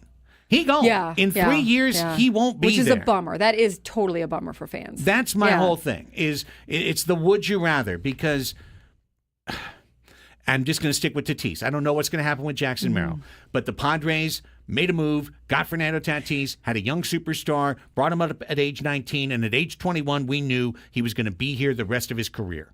And if a young superstar comes up in Tampa, and I know they tried with Wander Franco and it all blew up, so, okay, I understand, exception that proves the rule. But in general, if you're a young superstar who comes up with Tampa, you are going to be there exactly until your ARB1 season, and then you're going to be traded. Yeah. I do think that the way the Padres do it, that there's a middle ground probably where you could have probably a little bit more financial flexibility, but also have players that you have signed a long-term contracts and are very proud of and all that. But it's cool. It's cool that the Padres have so many. I mean, they have more than a lot in the league in terms of players who are committed for the long term. And so in a way that's really cool for the fans growing up, for kids who get to watch these players and grow up with these players and see them year after year. I mean, that's, like you said, Braden, that's exciting as a kid to be able to do. I'm just, I guess, surprised a little bit that the Rays signed him. Although this is a small, he's not getting a 5-year contract for $100 million. It's still $14.5 million a year. I feel like for the Rays is I mean, that's the going rate of business now. It's not, they can't give out $3 million contracts forever. I mean, that is a Rays sign. And if this happened 5 years ago, it would be what they used to do with a 1-year prove it deal. It'd be $5 million, and it would make a lot more sense. We see the 14.5 and just go, the Rays don't ever spend any money. But the reality is that's kind of a make good. That's a see what he's got type of contract that the Rays would hand out. I know somebody used to work for the Rays for a long time, and he was like, when they're good, they do support and they get a lot of fans. But it's the same thing with fans going to Qualcomm. It's a terrible place. It's not a great atmosphere for games, and so people don't want to go. Right? They just don't want to go. Plus, it's not even in Tampa. Right. It's in St. Petersburg. So it's there's a lot of a lot of issues with the Rays, but it's not because of their fans or anything like that. But with all results being the same, and it's not like the Rays are winning a bunch of World Series. If you have to pick between the two, I'm picking a team that spends money and has a core group of guys. I just think it's better for your fan base than being consistently good but always having a brand new team. You basically have a team of mercenaries every year. Yeah, I agree. And one last thing, just reacting to everybody's commentary. I started this segment telling you what the market rate is for one WAR. Okay, so if you think that $14.5 million for Ha-Seong Kim is insane, massive overpay, crazy, these are words that I've seen in the chat in the last 15 minutes. Well, he had 2.6 WAR last year. Last year, he had 2.6 WAR. So that would add up to about $18 million a year. He's hurt. He's going to miss the first part of the year. Yeah. He gets $14.5 million. It's not crazy. It's not an overspend. It's not ridiculous. It's the market rate. It's the standard market rate. And that's what you get when you get to market. You pay the market rate. Where the Padres succeeded with Ha-Seong Kim is getting him from the KBO before he had established a market rate, and they squeezed 16 WAR out of him in 4 years for $23 million. That's bargain shopping. That doesn't mean that Ha-Seong Kim is only worth $7 million because that's what we paid him. No, he's worth more than twice that on the market. And once you go to market, you get what you deserve. You get what you deserve. Mm-hmm. And that's what Ha-Seong Kim got. So same thing as all the people who were like, Jurickson Profar, I wouldn't spend more than $3 million for Jurickson Profar. $1 million was a bargain, but I'd spend maybe $4 million. Like, no, he got 14. The market bakes in all the risks, and they figure out the price. And the price for Jurickson was 14. So they're figuring that he'll be a 1.5 WAR player the next 3 years because that's the price they gave him. That's how it works. That's how the modern game works. Well, Charisma says the Rays are here in April, but Ha-Seong Kim won't be playing most likely because he's expected to be able to return in May possibly, but we'll see how that goes. So, yeah, I mean, Tampa, going to Tampa. They're playing at Steinbrenner Field. They're playing at the minor league ballpark there. I'm just looking at an article right now that the Tampa Bay Rays face a March deadline that could decide the fate of a $1.3 billion baseball stadium. And what they're going to do, they have to meet this checklist. Otherwise, the deal can fall apart. So Rays are in a lot of flux. I think that team's getting sold. I think they're getting sold too. From what I understand, not a lot. The ownership maybe made a few missteps with the finances. I think you might see 3 or 4 teams that will be up for sale in the next 5 or 6 years. Yeah, one of them might be here. And will they? And are they going to move the Rays? New ownership, you never know, right? I mean, but current ownership, I'd say no. I think they're just going to hang out and see if they can get this deal done. But if they don't get it done, I would imagine they sell, and then the new ownership can be the bad guys that move them, and then they could be like, well, we did everything we could. Or maybe up payroll. Maybe a new ownership can give them a little bit more. Yeah, when they become the Nashville Rays. Well, Ha-Seong Kim was my favorite Padre for a couple of years, and I've got his reverse jersey, and I'm not throwing it out. I'm not throwing out his Ha-Seong Kim cap. Gave the Padres a ton of great moments. He really did. Yeah. But the time was right. There's no place for him in this current team without making a trade of some sort. The trade was probably last year to trade Kim. And we didn't do it. We missed our window on that. So now it's just, Yeah, it was definitely last offseason for via sure. con Dios. Yeah, and I'll miss him and Manny talking and having their banter. And Ha-Seong Kim and Jurickson were always hilarious. But, of course, Jurickson is gone, too. So, obviously, what he did on the field and defensively was premier for the Padres. And to see him grow as a player, he took big steps within his first and second year especially. So, wish him the best, for sure. So long, sweet prince. Ha-Seong Kim, a Tampa Bay Ray. Okay, I would think about getting a Kim City Connect with a skateboard on it. I might think about that. Might think about getting that. The Rays one. During the course of the summer. Right. Yeah, just because it's a good-looking jersey. They need the money, so. We're back with the 12 o'clock sports fix next. We can afford his club option if Craig buys a jersey. This is The Fan.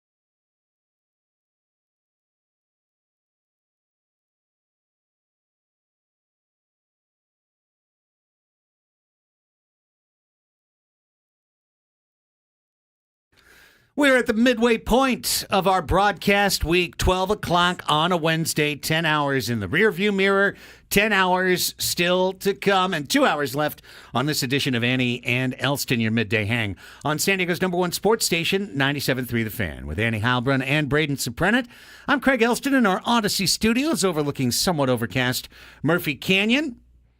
Champions League's kicking off. We got plenty of stuff to get to. This is your 12 o'clock Sports Fix, all of the news that's fit to speak, beginning with something we literally just covered.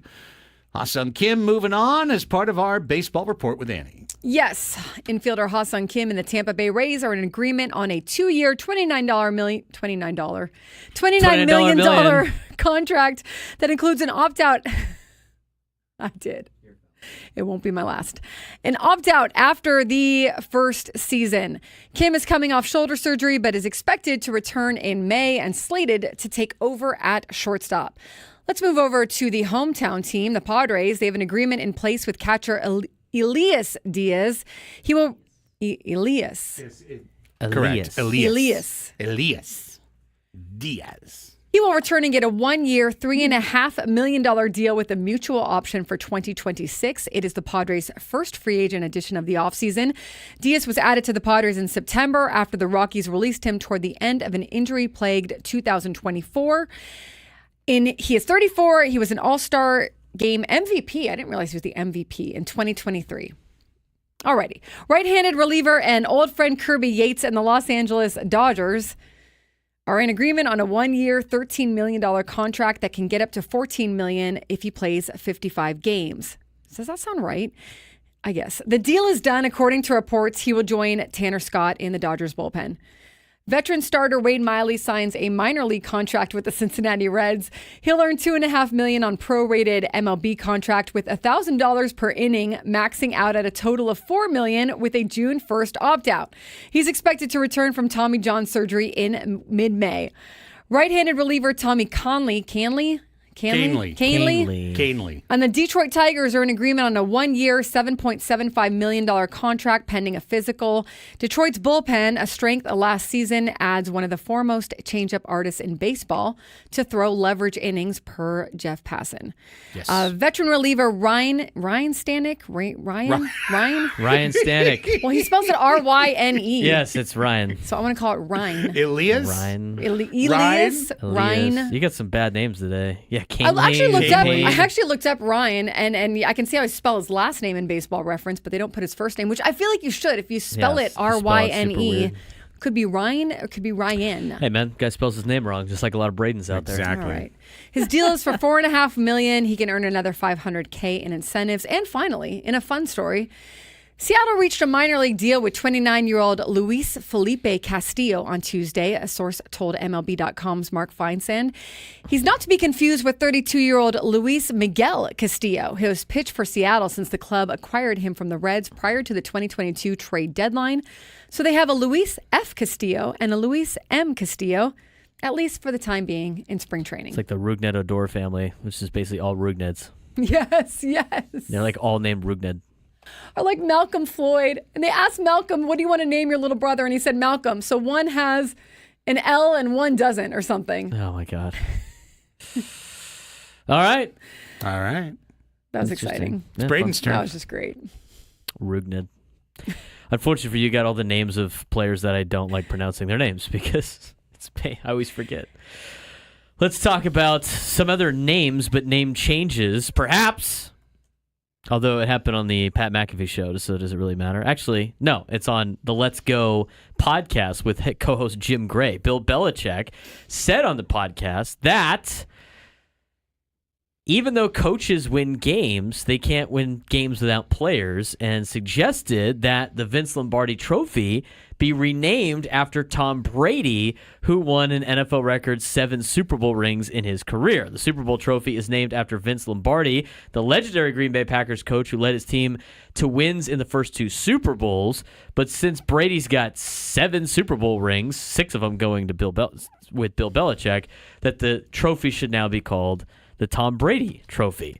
Players wow. win games. You can't win games without good players. I don't care who the coach is. It's impossible. You can't win without good players. I found that out when I had Lawrence Taylor and Carl Banks and Harry Carlson and Pepper Johnson. He just names all these players. Who has won 8 Super Bowls, Bill Belichick has, but he thinks he should name the Vince Lombardi Trophy after Tom Brady. What are your guys' thoughts on He that? thinks wrong, and leave Why the Lombardi change it? Trophy. Just leave it alone. What it is. Respect the man, okay? I'm done with Tom. Do we need Tom Brady everywhere? No. And by the way, who's to say Mahomes doesn't Right. end up? Yeah. Are you gonna then keep change the changing name? Keep changing the name? So just leave it how it is. I guess it's better than what baseball calls their trophy, which is the hunk of metal. Speaking of the Super Bowl, at least 10 commercials to air during Super Bowl 59 on Fox have sold for $8 million, according to multiple reports Wednesday.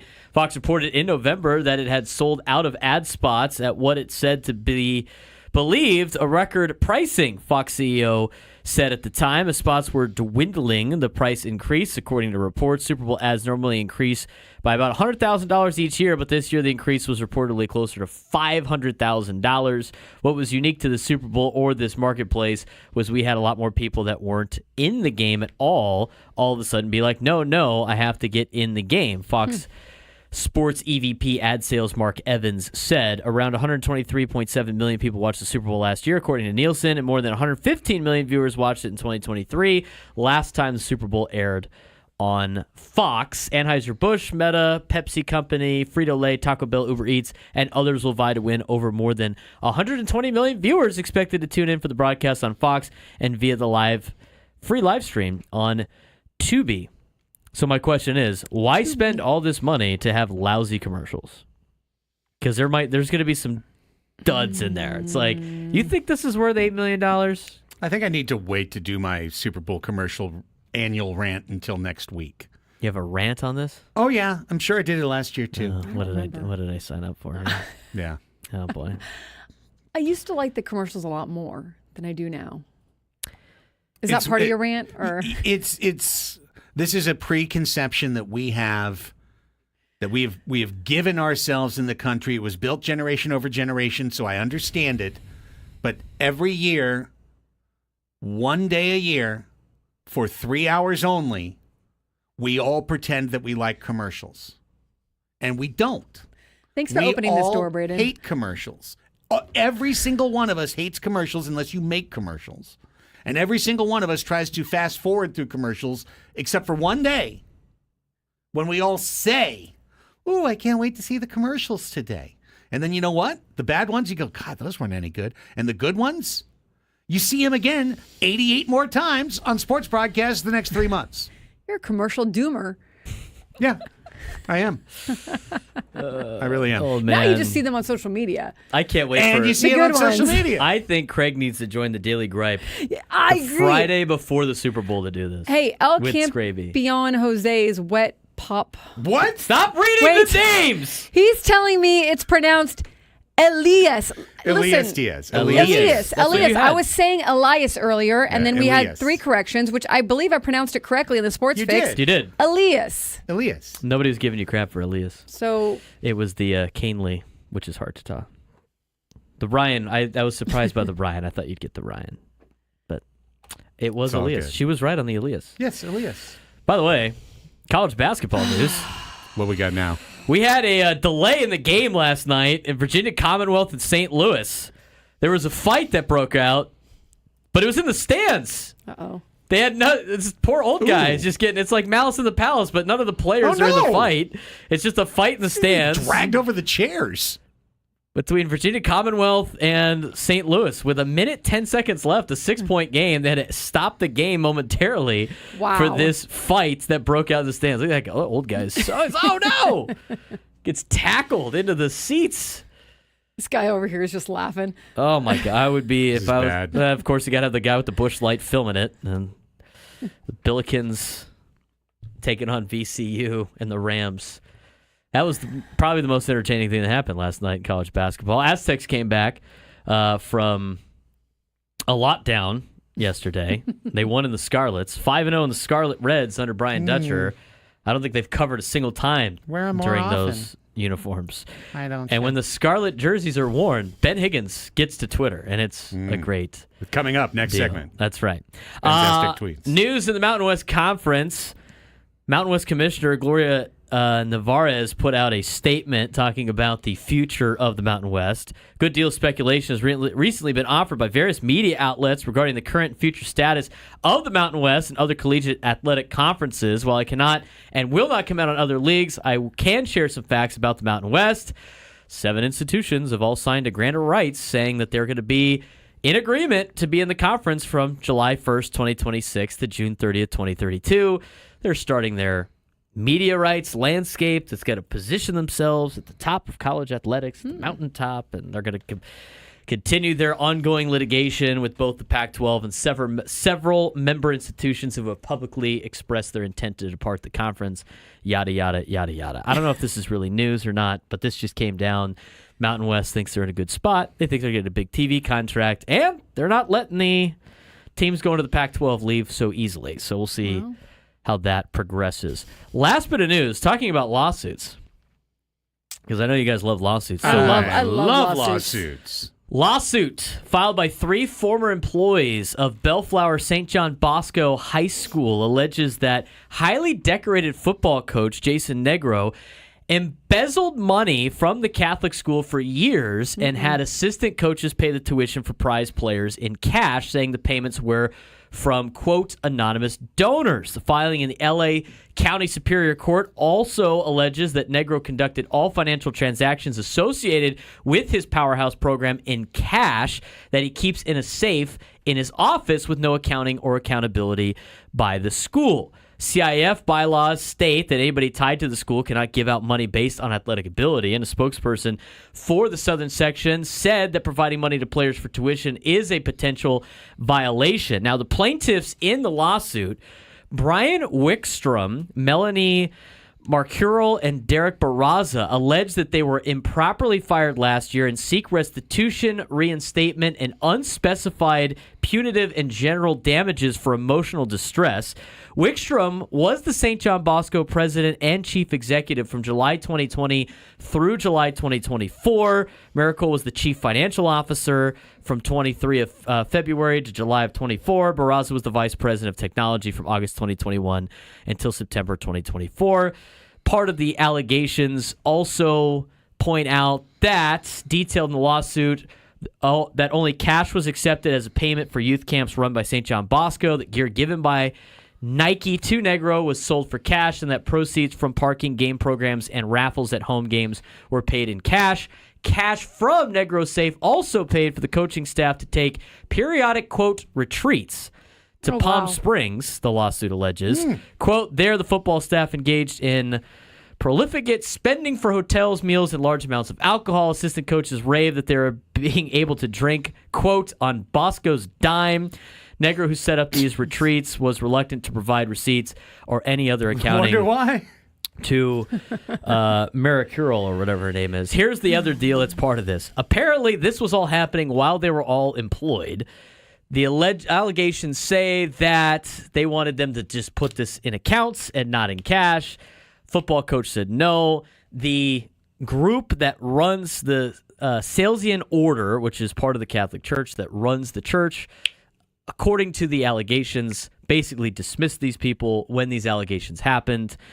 Since then, people have pointed out, and there are receipts, that they did not pay for gear or pay for camps in cash. In fact, they used card over the last couple of years. So this is all going to come out in court, obviously.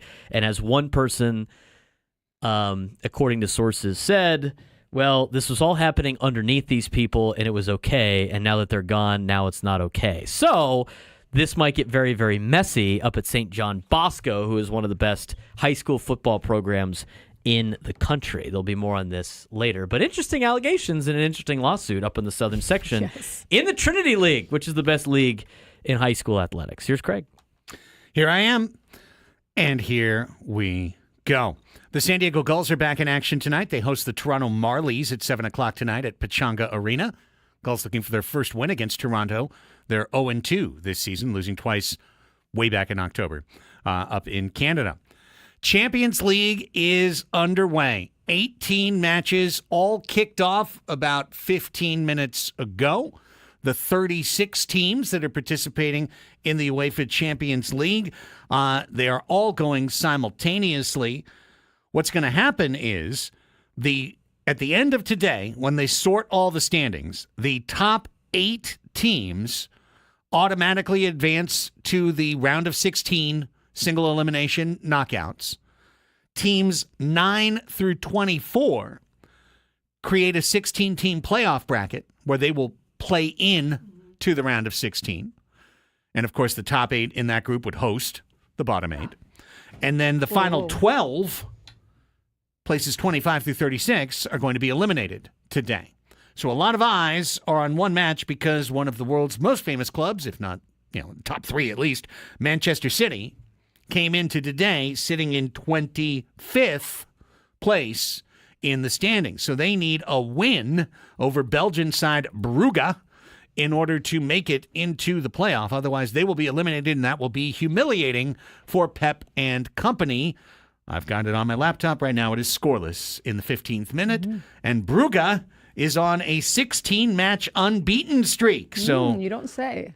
The fact is they haven't lost in 16 in a row, and they need to lose today for Manchester City to advance. We've also got Juventus and Benfica up and scoreless. And if anything truly interesting happens, like Man City scoring right now and having it called for offside. Oh, we'll let you know. We'll let you know. Offside, the call, no goal for Man City. Okay, San Diego FC this morning announced something that, you kind of counted on them doing, but it's pretty cool now that it's announced. It's the SD Youth Soccer Initiative.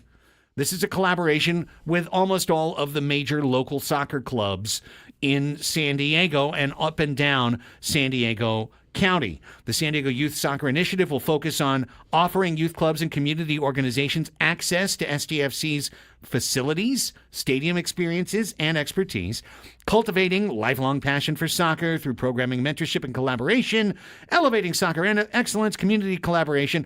Well, here's who they've partnered with: Albion, Cardiff Soccers, Chula Vista FC, City SC, North County Soccer Park, Nomads, Oceanside Breakers, Rebel SC, San Diego Surf, SDSC Surf, Vaqueros FC, Vista FC, SC. These are the major San Diego youth soccer organizations. It's pretty cool. In the county. So great to see San Diego FC collaborating this, tying everybody together. And remember, the Right to Dream Academy is being built out there, and that's going to start to take some of the very, very, very best players from these clubs and bring them to SDFC. So you want to have something flowing back the other way for all the players that they don't poach for Right to Dream. And that's exactly what the SD Youth Soccer Initiative is going to be all about. So kudos to you, San Diego FC. On to the NBA. Atlanta Hawks forward Jalen Johnson, who's averaging 19 and 10 this year and has been really, really good, is going to undergo season-ending surgery on his shoulder. Via multiple reports, that's a big blow for the Atlanta Hawks. On the NBA scoreboard yesterday, maybe we'll get to this eventually, but Bronny James was called up to play for the LA Lakers. Sick 15 minutes he had. Yeah, 15 minutes, no points, 0 for 5, 3 turnovers. And when he came in, LA was leading comfortably, and they wound up losing by 14, 118-104 to the Philadelphia 76ers. Tonight, there are 11 games on the hard courts, including the Clippers at the San Antonio Spurs. And let's go ahead and pull the cord there and bring an end to the Sports Fix. One shout out to the San Diego Legion, who is doing their bus push challenge again for another year. And they, the Legion players pushed a 33,000-pound bus to support Rady Children's Hospital, which is really cool. So that's tonight in National City. Yeah, so pretty cool. Love it. Appreciate that. When we come back, we've got a grab bag to get to, including a little Bronny talk. Oh, no, wait. We pushed Ben's Aztec tweets. That is correct. Yeah, let's get to it. Let's get to Ben's Aztec tweets right after this on The Fan.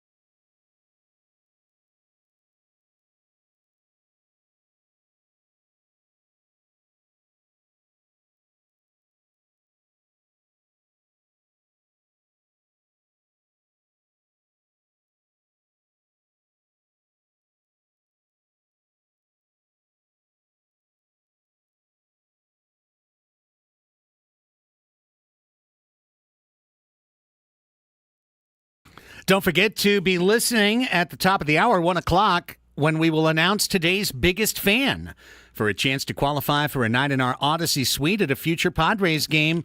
Room for you and 20 of your friends. You can register your name at 973thefansd.com/biggest fan in order to potentially have your name called. Won't be called today, but for a future day, you can do that. So good luck. Why want to be called today? Because they've already picked out the names. Like it's literally in my spreadsheet down here. Okay. Like today's name. For what, the biggest fan? Yeah. Yeah, we got the name's been picked for this week. Got it. We don't have it. 1, 2, 3. How many weeks this we're doing? I don't know. 1. This is the first week. 2, 3, 4, 5, 6, 7. He got 8 weeks on here. Dang. Okay. When So you did still have time. Point is, you still have time. You can still get your name in. 973thefansd.com/biggest fan. Sign up. According to the chart, I don't know if this is legit or not, so don't. But according to the chart, the last week is the 17th to the 21st Of March? March. But like, isn't that when the basketball-y things start? Isn't it The usually basketball-y thing, doesn't that the usually college start- basketball championship tournament? whatever That it's thing that legally happens in said. March? Yeah, Yes. the thing that happens in With March. insanity or... Something. yeah. The March Sadness. That. that usually starts that Thursday, Friday. Maybe I will take my birthday off. Oh, wow. It is on that Thursday. I can't talk. Just post up like I did in college. We used to do that in college. I would never go to class on days. March Radness. Now, Yeah. the thing was, I was taking sports broadcasting classes, so nobody would show up to those anyway. Sure. So we were all, we would have 4 TVs set up at the apartment with each channel on it. At the pad. And those first 2 days are just nonstop Yeah. watching. And TCU was never good enough at basketball to be nervous about anything. I'd watch the Aztecs and then my beloved Arizona Wildcats, and that's it. Now I get to watch, see if Tennessee will make it, Arizona will make it, Aztecs will make it. I'm hoping my sister school makes it. TCU has no chance of making the NCAA tournament. Absolutely none. Play tonight in Lubbock, maybe, but I'm going to say no. Meanwhile, I'm watching Man City not score yet and seeing the man with the captain's armband, Kevin De Bruyne, running around there, and he just had a chance that went wide. This is the one on my laptop. That one up there is Juventus Benfica. But is it dumb? I think it's dumb. It's dumb and facile of me that I look at De Bruyne and I go, I kind of hope Man City loses because then maybe the fans are a little more willing to part with De Bruyne and maybe he's a little less satisfied to stay with the greatest club in the world and maybe he wants to take Mansour's millions and come to San Diego It's not that deep. and become our guy. Could be. Who's your beloved team since you have the beloved Jets? My beloved Ducks won last night, by the way. Indeed. I don't have a beloved European team. It's a hole in my soccer resume. That's a massive hole in your soccer resume. Well, it is, and the thing is, I've encountered so many of my friends that have picked a team, and then I feel like AJ Cassavell has a team. Like He he's does. always watching in He the does. press box. I'm trying to remember if it's Liverpool or I think it's Liverpool, but it might be someone I else. think it might be Yeah. Liverpool, and if it's not, then he'll freak out. But whatever. Yeah, I do know I he likes Penn apologize if I State. got it wrong, AJ, but I'm yeah, not locked in on He's that. like, yeah, he's locked in on his games. I've got friends who are Man United fans. Mm-hmm. I've got friends who are Man City fans. I've got friends who are Arsenal fans, Everton fans, Tottenham. Everyone who's a Tottenham fan says that they just signed themselves up for torture. And then I go, oh, well, I've done that through most of my sports life. Maybe I should be a Tottenham fan. And that's what it's been. It's just everyone tells me the reasons why they're unhappy as their team's fan. And then like, well, but you could join us. So it's nothing's ever locked. And plus, do I really want to get up at 4 a.m. all the time? To what, I mean, you got to commit. If you're a soccer fan, or you can be locked in. Slightly more casual. Maybe I'm a U.S. soccer fan. Maybe that's what I am. I'm all about our teams here in the United States of America. play the old America. Padres, our town, our team commercial. Boom, boom, boom, boom, boom, boom, boom, boom. Our team, our town. San Diego Padres and me. 2002. I remember it well. Written on both foul territory, right? Like by the first base and third base coach's box. I remember Our team, our town. They had that ad campaign. I remember growing up, they had the ad campaign. It was some year they didn't make the playoffs, but they were like in it. I think it was after they've won the division twice. I think it might have been the next year. Yeah. It was the Hunt for October. So give me something to believe. I remember those ads. Like Hoffman striking somebody out. My friends in high school would make fun of that. I bet you could still find some of those on I YouTube. bet you they're on Yeah. YouTube, and I don't want to find them. I kind of want to find them. Well, then the Queen of iWatch, All of right. course, would want to Yeah. go find those. Go ahead and find those after you watch Glenn Ross, Oh, and yes. you can play it for us. Yeah, on the when are air. you going to On the watch list. that? Well, by the I way? wanted to do it this weekend, but it was my birthday weekend. and- Fair. Stop making excuses. That's a And then foul this for the weekend is excuses. Your FanFest. birthday weekend. FanFest weekend. Can't possibly do it on FanFest weekend. I'm going to spend all Friday night preparing for FanFest Yeah, and yeah. all Saturday night recovering Yes, from that's FanFest, pretty much what basically. it is. The 10 minutes that you can basically watch during And then two like commercial Sunday is like breaks. laundry. Right? Of course. I mean, how dare I watch something while I'm doing the laundry? I It mean, would take you 10 minutes. It wouldn't even take you that long. It's just that opening Wait, scene. what would I Google, Braden? Padres, my town, our town. What is What it? was the Our team, our town. Our team, our town. Maybe is it on YouTube? We the could Hunt find for it. October one? Was great. So I don't give me know. Oh yeah, I don't it know if jumped I'm- right up. really? It I don't jumped see right it. up. Oh man, I don't remember know. those Or commercials. at least I've as a searched kid. for this before. I guess I've searched for this before. It didn't actually come up, but when I typed "our team," YouTube auto-filled for me "our team, our town 2002 Padres promo." So I guess I've just looked for this before and failed. This has come up on a podcast before of Craig's. I bet it has. Yes. I bet it actually has. I think that's what it is. Those old Padre commercials in the early 2000s. So give me something, and it ended terribly that year. That was probably. I think that was the year. Was that 07? Was that the year that Tony Gwynn Jr. got him in Milwaukee, and then they lost it in Colorado because Holiday never touched home plate, but nobody tagged him out either. Yeah, that was fun.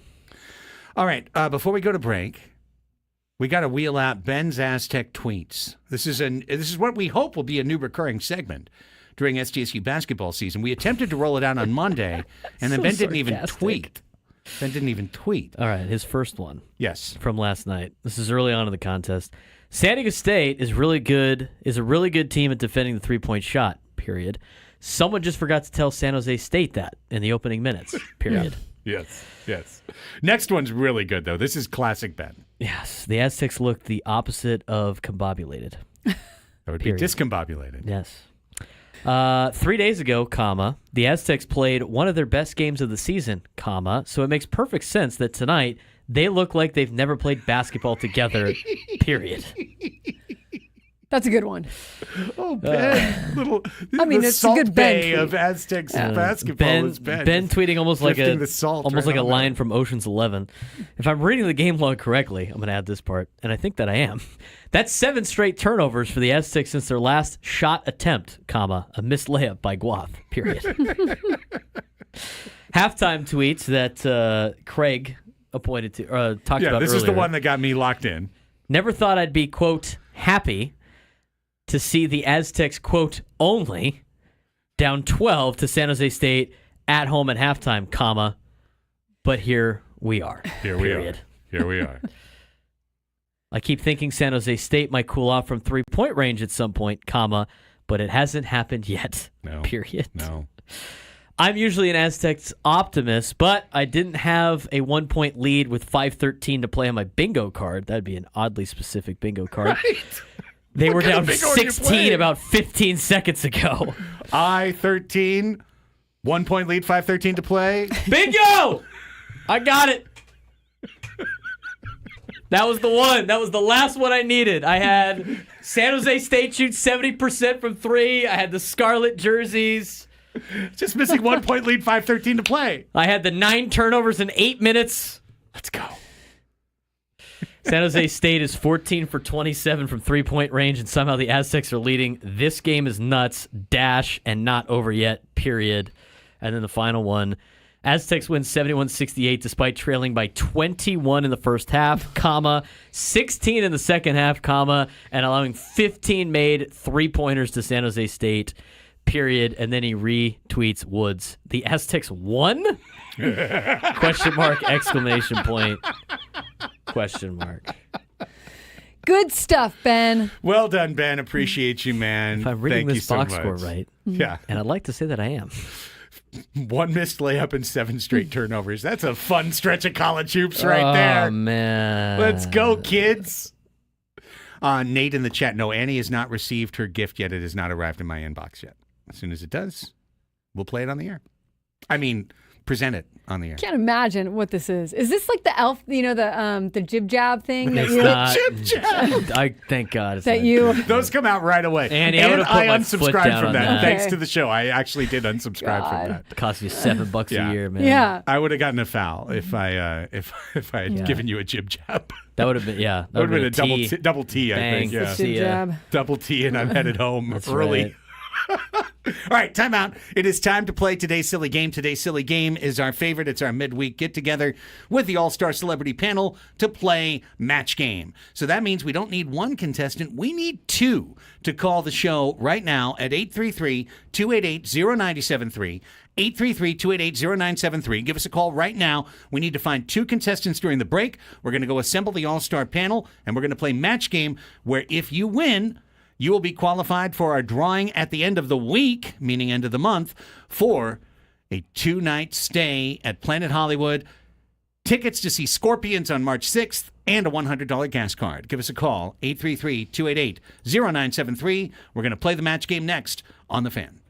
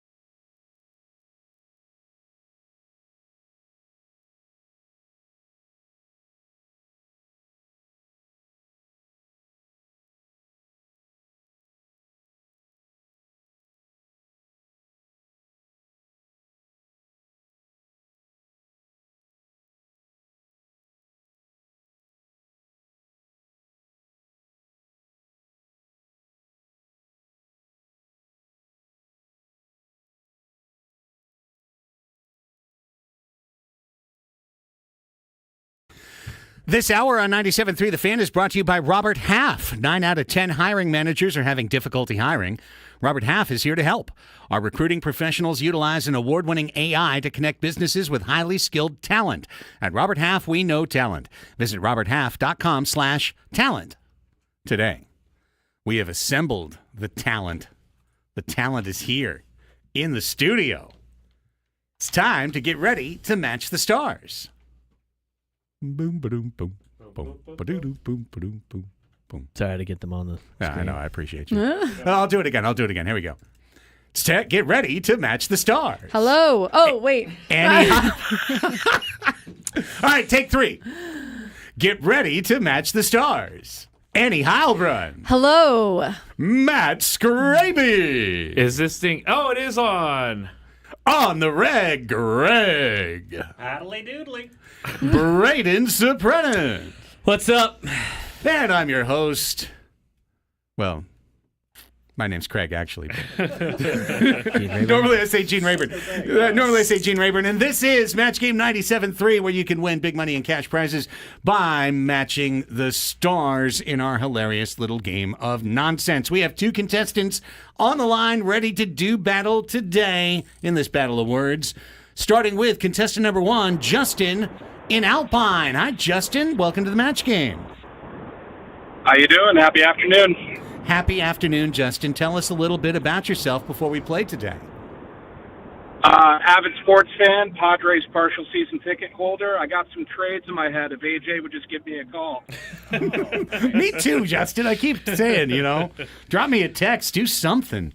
Justin, thank you. You're contestant number 1. You're going head-to-head with Judith in San Diego. Hi, Judith. Welcome to the match game. Hi, thank you. It's great to have you here, Judith. Thanks for calling in. Tell us a little bit about yourself. Oh, I'm Judith. I'm from Chula Vista, Padres fan as well. And that's about, love your radio show. Love your radio show. Well, we appreciate that, Judith. We love you back. Thank you, Judith. Thanks, Thank you Judith. for being here. All right, we're playing the match game today, gang. This is how it works. It's very straightforward. We are playing in 2 rounds. In each round, each one of you will receive 1 question. When it's your turn... Oh, Annie's opening her pen. Wow. That sound penetrates my soul. Locked in. You are very locked in. It's what I look forward to every match game. It is. When it is your turn, contestants, when it is your turn, I will put you on hold and I will read the question to our panel. They will then write down their best answer. Then I'll come back to you, read you the question again, and get your answer. We'll go around the horn, and every time you match one of our panelists, you get a point. At the end of 2 rounds, and potentially a tiebreaker, whoever has the most points is going to be qualified for the end of the month grand prize drawing to go to Vegas, see Scorpions on March 6th, and a 2-night stay at Planet Hollywood, and a $100 gas card. All right. Justin, you called in first. You're contestant number 1. So in round 1, you get the choice. Would you like question A or would you like question B? Go for B. B it is. Okay. As we begin the game, we do so with the Match Game 97.3 official reminder and disclaimer, which is that all characters that appear on Match Game 97.3 are 100% and entirely fictitious, and any resemblance that they may bear to anyone living, dead, or otherwise is entirely coincidental. Okay. Entirely. Entirely. He said B, right? Yes. He did. He did. You Okay. gotta be correct. Round 1, question B. Panelists, lock in. Locked. Greg has been locked since 10. He's been ready for 2 10 a.m. weeks. this He morning. was staring at us through the window was. earlier. He All was right. locked in. Here we go. Irregular Greg. Oh, no. Oh, no. The Not to be opposite of... confused with on the reg, On the Greg. reg. Could never Right. be. Could never be. Irregular Greg is taking his country music job a little too seriously. How seriously is he taking it? His diet now consists of only sweet tea and blank. Irregular Greg is taking his country music job a little too seriously. His diet now only consists of sweet tea and blank. Done. Done. I could have put a lot of answers for I this. mean, but you can. Greg? Yeah, we're locked in. Yeah. You should. I mean, I feel like you would know this guy a little bit more than everybody else. We wait for verbal confirmation, and then we return to Justin. All right, Justin. The prompt once again: Irregular Greg is taking his country music job a little too seriously. His diet now consists of only sweet tea and blank. I don't know if this is going to help with this regularity, but for whatever reason, I'm just thinking maybe honey and oats or just honey.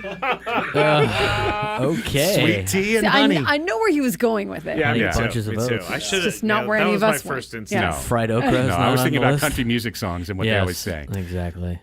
I say beer. Beer, yes, sweet tea and beer. I said tobacco. Tobacco. Sweet tea, yeah, tobacco. Some of that sweet I leaf. went with chew. Chew, yeah. All right, that would have gone. That would have gone too. Ice cold beer. Ice cold beer.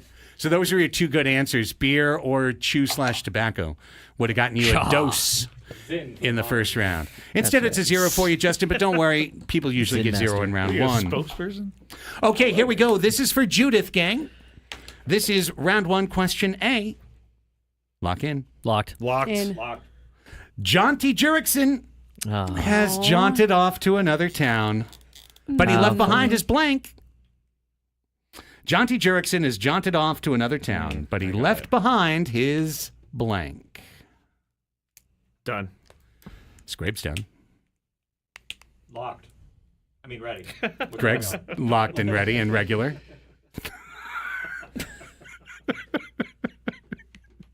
Eddie? Okay, done. I'm ready. You guys. Sometimes you kill me. I wasn't as locked on that one. Judith, here we go. Not my best. Jaunty Jerickson has jaunted off to another town, but he left behind his blank. Jersey? Oh, that's a good All right. one. Yeah, Didn't even yeah, think it could about be Judith, Jersey. that's a great one. I said his shiny belt. Oh, that would be a good He gift. always wears his shiny Yeah. belt. The chat and I are locked in because smile. Smile, absolutely. That'd be beautiful.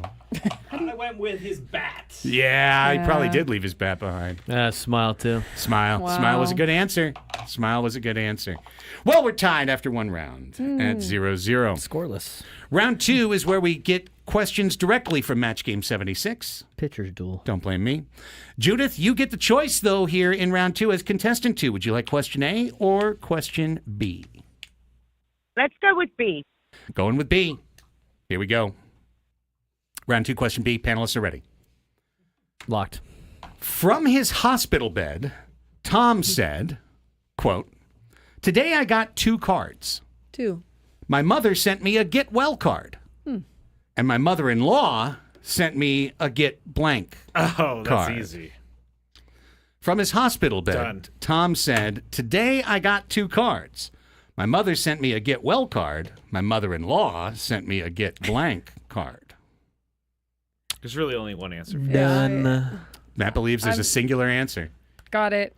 Everyone's ready. All right. Let's see if you match up. Let's see if you got some ESP going through the do. radio. ESPN. To I don't know. Judith. Hi, Judith. From his hospital bed, Okay. Judith, Tom said, "Today I got 2 cards. My mother sent me a get well card. My mother-in-law sent me a get blank card."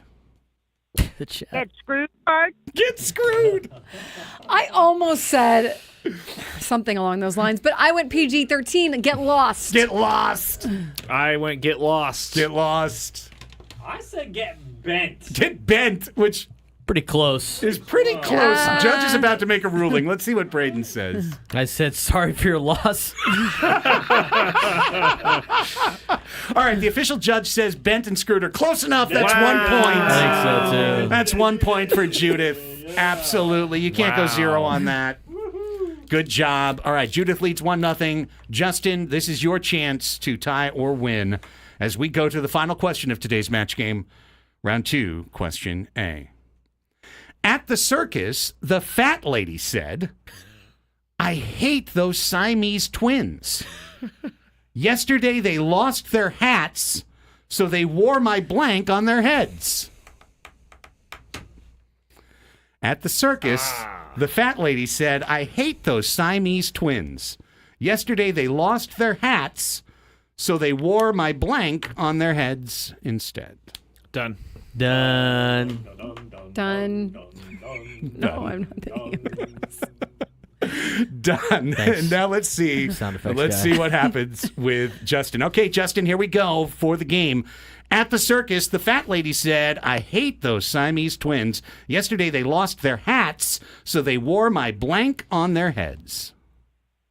I sadly have a mental image of Siamese twins wearing the fat lady's bra. There it is. There it is. I feel like you're there going to it get a match is. here. You might. I said shorts. I Shorts? don't know. Shorts? Like you put like one side on one head and it Stop just like explaining. flops Stop down. Yeah. Like it's like I also had a mental like a image floppy hat. Yeah. of Siamese twins in bra. Yes, bra. bra.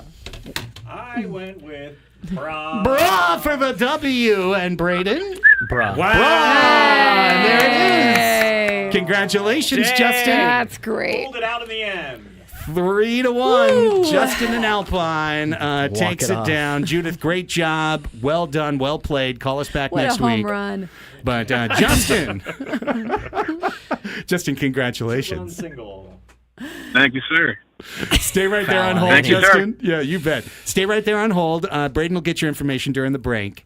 And we will get you into the hopper, and hopefully you win and you go to Vegas in March. All-star panel, great job. And thanks Thank for you. playing, Judith and Justin.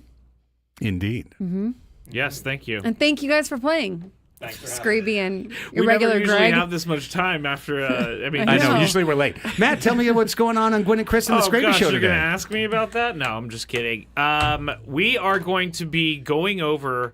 We make preseason picks for the NFL every single year, Ah. and they're always ridiculous. And so it's always fun to go over those. We're also going to be talking high school basketball with Michael Flix at 5:40. Nice. Nice. And then of course the Ha-Seong Kim Yeah. signing in Tampa. We'll talk about What that. did Tony light you up about yesterday? Why did I see that on Twitter? Yeah, I saw He on Twitter lit me too. up about something.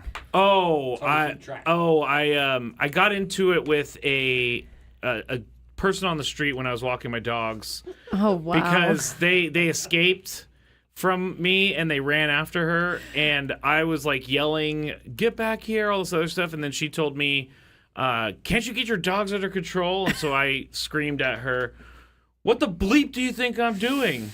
Okay, now I'm sorry I asked. Okay, but anyways, I'm excited. I know. Why did you put me up to that? What's going on over at Kason on the reg? Oh, I've got Kane Brown tickets today at 4:05. Let's go. All right. Good times. That's it for the show. Thank you, All-Star Celebrity Panel. When we come back, hour number 4 of Annie and Elsten, we're going to give away the name or announce the name for the biggest fan at 1 o'clock. So stay right there. Plus, we hit reset on all the show's stories of the day. Next.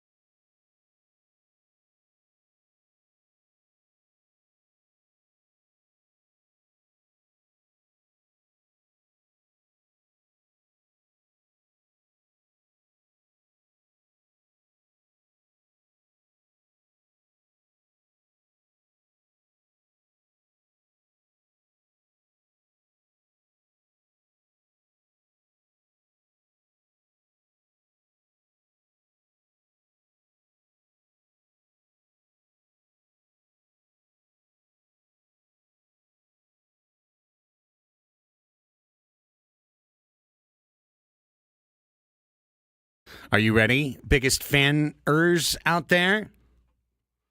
Members of the fandom?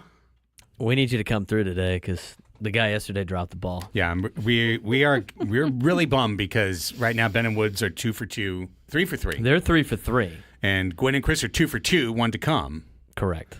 And we're 1 for 2. That's why I'm playing Optimistic by Radiohead right now. All right. We're optimistic. Who's here. our person? Are you ready? Yeah. Here it comes. 3, 2, 1. Congratulations to today's biggest fan, Justin Hughes in El Cajon. Hey, El Cajon. El Cajon's not going to let you down.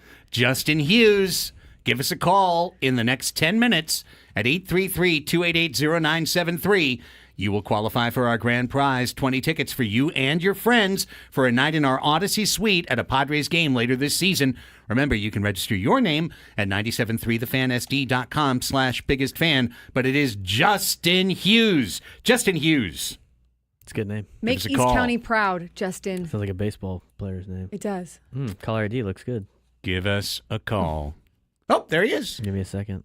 Hang on. I think we got him. I think we're 2 for 3. It's possible. Does he come on the air or no? No. No, Okay. no. Okay. Braden will See take you. care of it. Braden will take care of it, but called right away. Good job, Justin. Well done. Well played, sir. Well played, sir. Stay tuned. If you didn't hear your name at 9 or 1, there's another shot at 5:30 with Gwen and Chris.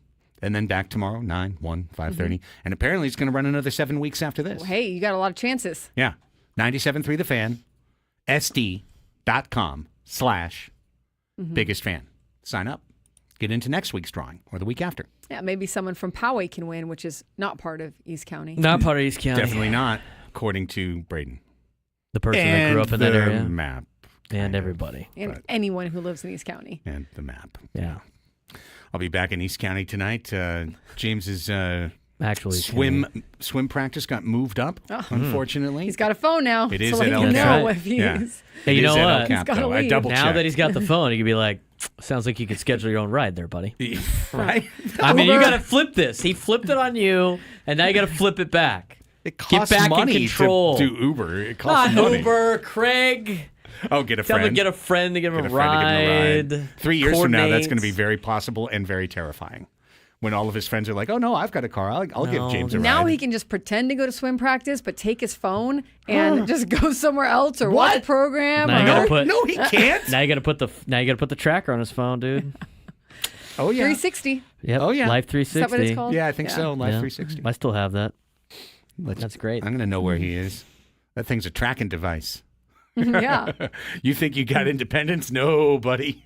What's the exact opposite? It's what you've got. I don't A phone in mind. your I don't mind pocket. having the Line 360 because if I need rides from the airport, I can track where my ride is. Like, oh, no, they haven't left. On the way. Look at Yeah, the thing. sure. Haven't left yet. All right, time to post up here at spot B. Great. Well, we are rolling until 2 o'clock. Well done, Justin. Justin's in. Are we sure? Justin's in the chat, Yeah, too. he's even in Yeah, the he's- chat. He said thank you. He's was done. on it quick. He's locked in. Good job, Justin. Good job, Justin Make Hughes. East County proud. That sounds like a first baseman. Yeah. Justin He sounds like he could be Hughes. Joe Musgrove's neighbor. Like Joe Why, 'cause he's Musgrove from and El Justin Cajon? Hughes played on the same First you know, baseman, T-ball Justin team. Hughes. Now batting for San Diego State. Mm-hmm. First baseman, number 18, Justin Hughes. Midfielder, number 10, Justin Hughes. That doesn't sound like a midfielder. No. No, he doesn't really. You're right. No, it's more of a baseball name. Yeah, I think you're right. Very He's more, baseball, much yeah. more of a baseball name. Much more of a baseball name. You do the basketball one? Not El Cajon, California. Oh. He says he's 6'4". 5'4", Yeah. Oh, second no. base. Starting point guard, 5'4", Out 185. of El Cajon, California. Justin Number Hughes. 5, Justin Hughes.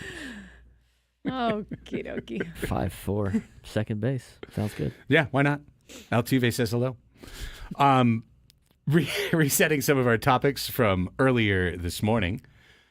I received a foul for irrational celebration, celebrating Elias Diaz, signing finally a major league contract for somebody for the San Diego Padres. Somebody got a major First league deal around here. Free agent signing of the offseason for the Padres. Yep. So the doors have opened. The floodgates.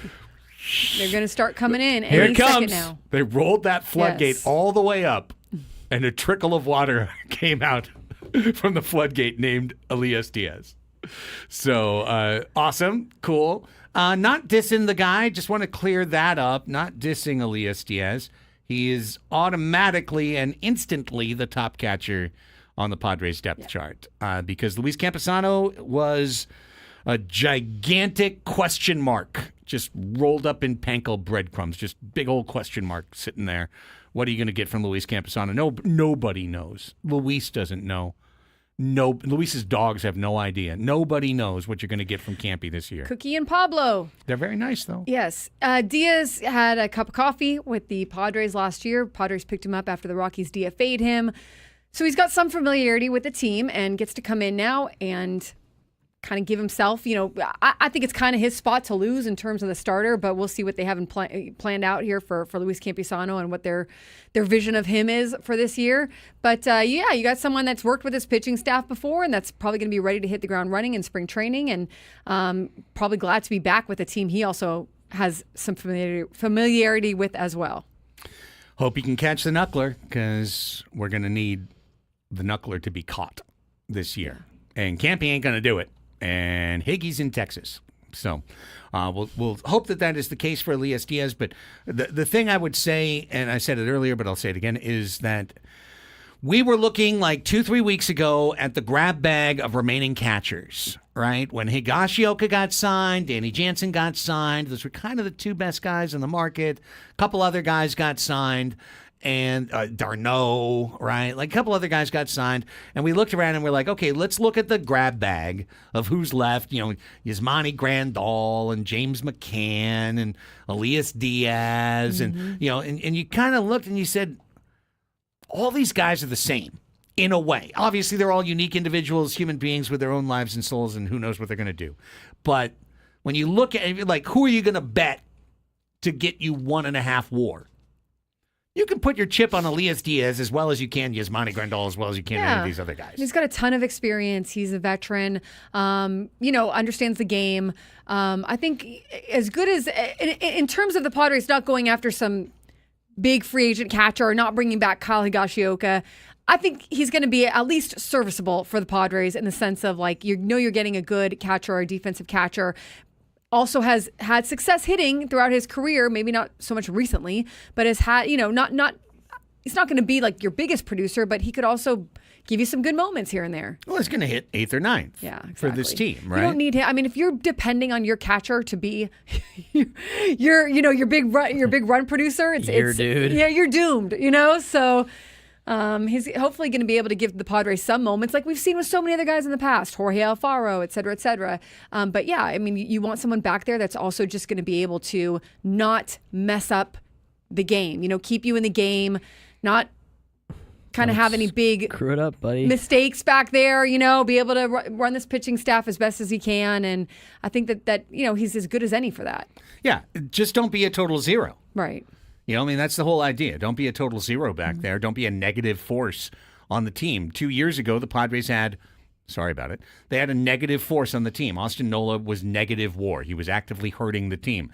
They got Gary Sanchez at some point. He started hitting homers, and the catching position turned around for San Diego. Same thing last year with Higgy. And the career high for Elias Diaz is 14, and he could get 10, 14 homers. And if you're Diaz, you got DFA'd by the Rockies last year. You were dealing with injuries. Now you get a chance to start fresh with a team you already know. You've been in San Diego for a month or two with the Padres. It's a competitive team. It's different than the Rockies. You get to go out there and compete and try to get in the playoffs and win a championship. I feel like this could be a good spot for him to have a full season and be able to show what he can do and what he's done in the past. Right. And then the knock-on of this is that now you see Campusano in a position where he walks into camp kind of as the number 2 catcher on the team, but you did sign, listen, he won't hit 150 for the team, but you did sign Martin Maldonado, who is historically a great defensive catcher, like one of the best defensive catchers. Yeah. So Campy has to at least beat out the guy who hasn't hit 200 in Major League Baseball since 2019. 2019. Martin Maldonado, who hit 112 last year for the Chicago White Sox.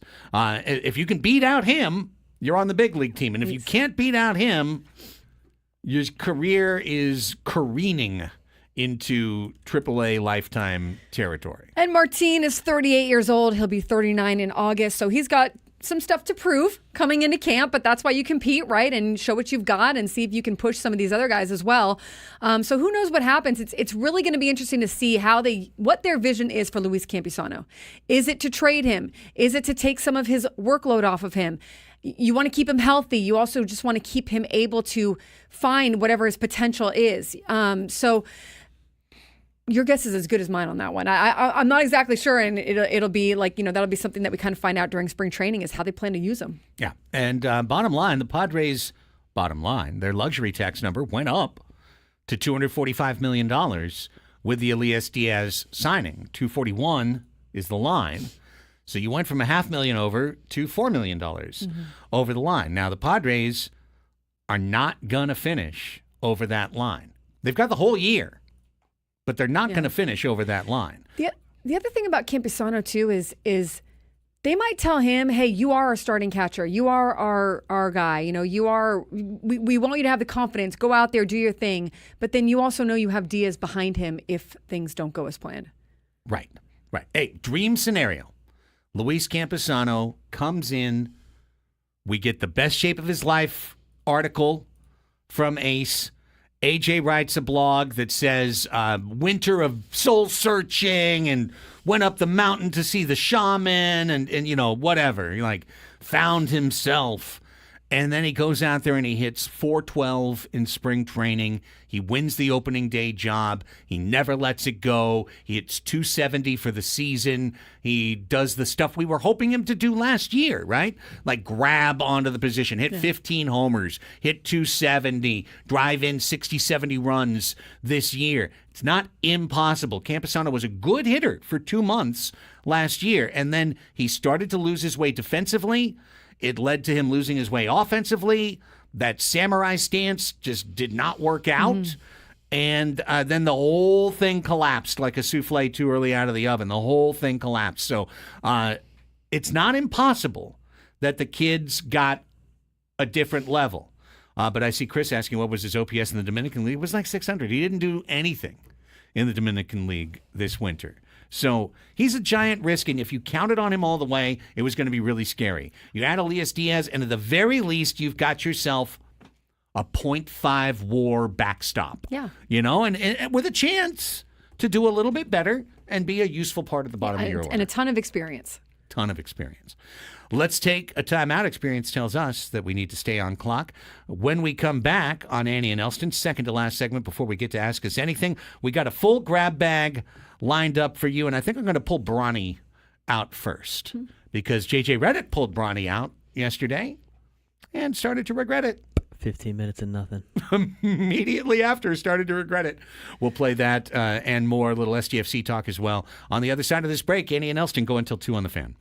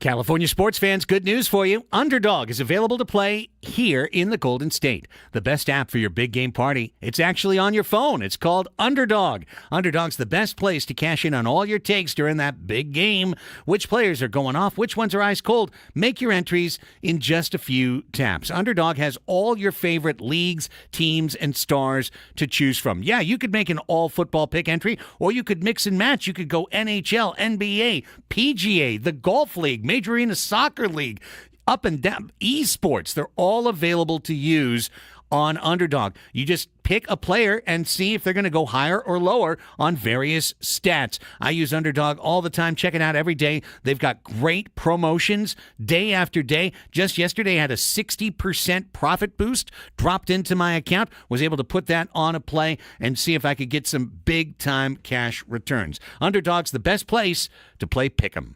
Download the app, sign up with promo code Craig, C-R-A-I-G, and deposit now. You can get up to $1,000 in bonus cash instantly. That's promo code Craig. Must be 18 plus and present in a state where Underdog Fantasy operates. Terms apply. Concerned with your play? Call 1-800-GAMBLER or visit ncpgambling.org.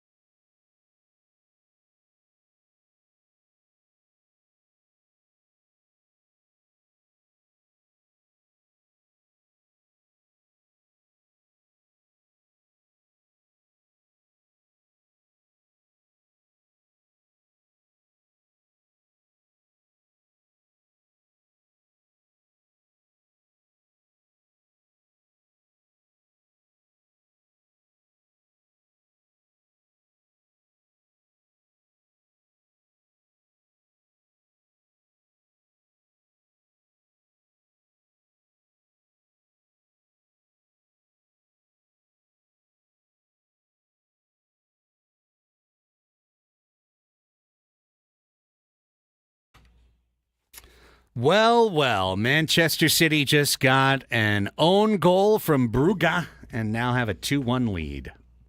Looks like they might make it all the way after all into the knockout round. We're watching some of the Champions League stuff that's going on. I was about to say Gwen and Chris will keep you updated, but they won't. They won't. Your last chance is with me next segment. If you're really curious, Google is your friend. Yeah. Gemini? Or Gemini, either way. Gemini keeps trying to rewrite our rundown for the day. Rewrite it, summarize it. Gemini can't clean up my inbox and my emails, so she's kind of worthless. Not working for you? No, I asked, and she's like, I don't do that. I was like, then what? All right, whatever. Screw you, Gemini. Indeed. She's like, I draw the line there. Yeah. Oh, the actual work that nobody wants to do? Is that what you're for? Rough. All right, a couple grab bag things for you here in this segment before we get to Ask Us Anything in our final segment of the day. Gwen and Chris come up at 2 o'clock. First, I just wanted to kind of outline this. This is something that I'm seeing in the local soccer world, like creating I don't want to say a kerfuffle, but creating a cloud of disappointment. And probably I'm just introducing this whole concept to everyone, but I'm nonetheless going to just try to lay out why it's a thing. We told you yesterday in the 12 o'clock Sports Fix that San Diego FC has been selected to play in the Leagues Cup this year. Now, again, San Diego FC, our first-year MLS team, right? They're going to play in Major League Soccer, but there are international competitions. Soccer is a global sport, and sometimes you qualify for certain competitions. Other times you automatically participate in certain competitions. There used to be a competition, and there still is, but the U.S. Open Cup, the Lamar Hunt U.S. Open Cup, which is the oldest soccer tournament in the history of the United States. And it is a tournament where all teams, and I mean all professional teams, from the best MLS team to the worst team in the 4th division, they can all be in the bracket. And, the better teams, the MLS teams, show up like in the 3rd or 4th round of the bracket. But it is an organic, multi-level, grassroots soccer, reverent tournament, the U.S. Open Cup. And for years and decades, MLS put all of their teams in the U.S. Open Cup. And then they decided that it was just a little bit much. It was a little bit much. And last year, first of all, they tried to put no teams in. They tried to put their academy teams, the MLS Next Pro sides, into the Open Cup instead of MLS teams. And the soccer world screamed bloody murder. And a lot of fans and supporters screamed bloody murder because there's something special. Like, take, for example, here in town, Annie, there is Albion SC. Albion is a very small, semi-professional team that plays in a league that is designated 4th Division U.S. Soccer. But Albion, back when the Loyal were playing, in the U.S. Open Cup, those two teams could meet. And they did meet. And so for Loyal, it's kind of this like trappy game of like, well, we're supposed to thump Albion. We're way better than them. But for Albion, it's like we get to host Loyal on our field. We get to play up 2 divisions. Yeah. And if we draw with them, if we even get a goal against them, it's like one of the most magical moments in the history of our program, of our franchise. Like you're really right? proud of that. Right. It'd be like when UCSD was Division 3, and if they got to play San Diego State when they were Division 1, and you'd be like, holy cow, right? And it counted, and it was a 1-game knockout, and one team moves on and one team leaves. Whether you win or lose, just being there is really exciting and it's really special. But soccer fans feel it's been manipulated because MLS has started to turn its nose to the U.S. Open Cup. So this year, MLS changed their tune, and instead of 8 teams going to U.S. Open Cup, 16 teams are going to U.S. Open Cup, but SDFC is not. Okay. They're in the Leagues Cup, and that's what we talked about yesterday. The MLS put them in the Leagues Cup, where they're going to play teams from Liga MX, teams from the Mexican top flight division league. But they will not be in the U.S. Open Cup. And I saw a lot of supporters yesterday quite upset about it, quite upset and demanding questions answered. Why is SDFC not in? Did they have a choice? Was the franchise given an option, League Cup or Open Cup, and they chose League Cup? Or was this MLS only saying, you do this? So I'm just kind of tossing it out there. I don't think there's really a giant discussion topic around it. Just the idea that this venerable, deeply appreciated tournament is withering. MLS has something to do with it. Okay. And San Diego FC, if they were a part of it, they would be they're in that thing, but now they're not. They're not in it. So it's just kind of it's just a bummer. It's just a bummer for our local fans, and they are upset about it. End scene. But can they be excited about the other tournament they're in? Yeah. It's just not the same. You're saying it's not the same relevance. Yeah, one is more. I don't think it's irrelevant if you go and play Club Leon or you play Club America. Like SDFC's playing Club America later this year. They'll play the Xolos later this year in exhibitions, but they could face those teams in Leagues Cup. And that would be really exciting, right? If you didn't just play Xolos in a friendly, but you played them in a game that mattered, and now La Masacre is coming across the border, their supporters group, or we're going over to Estadio Caliente, all of that can be exciting. There's just something special about a tournament that starts at the very lowest roots and goes to the biggest stadiums in the United States by the end, and it's just kind of a shame that not everyone gets to play in it anymore. I get that. That's that. Like you said, a bummer for the fans who are probably really looking forward to that. Yeah. And there, I've given it its 3 minutes, which is 3 minutes more than anyone thought it would get. Next up, in the grab bag, pulling out Bronny. Because that's what the Lakers did yesterday. Lakers on an East Coast road trip. Pulled him out of the grab bag for They sure. really did. They really did. They had played in Charlotte the night before. Their regular backup point guard, Gabe Vincent, has a little bit of a, knee or an ankle, something. He's a little banged up. So they didn't want to force him. And Bronny James, who, just like we told you, played that one game, 8 minutes, whatever it was, in the first quarter of the first game with LeBron, and daddy and son are out there together. And then he got like one other 2-minute stint. And then he went to the G League, never to be seen again. That was it. He went down to never be seen once again in the National Basketball Association in 2024-25. But he's been okay in the G League. He's had a 30-point game in the G League. He's D'ing up a little bit better. Remember, he's a 19-year-old kid who barely played as a freshman at USC and then had a heart condition, collapsed on the court, had to go to the hospital.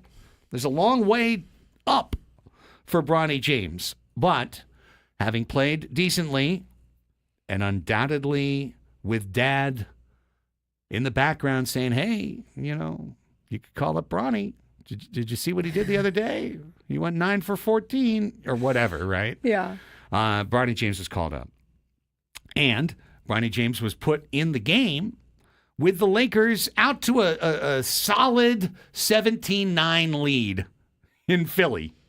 It was time to break open the seal and bring in Bronny James. And the first thing he did was commit a turnover that led to a fast break dunk the other way. And then he went down and he clanked a shot and went back the other way. And then Tyrese Maxey targeted him 2 straight times down the floor and scored around him back-to-back. And a team that was up by 8 was now all of a sudden down by 12.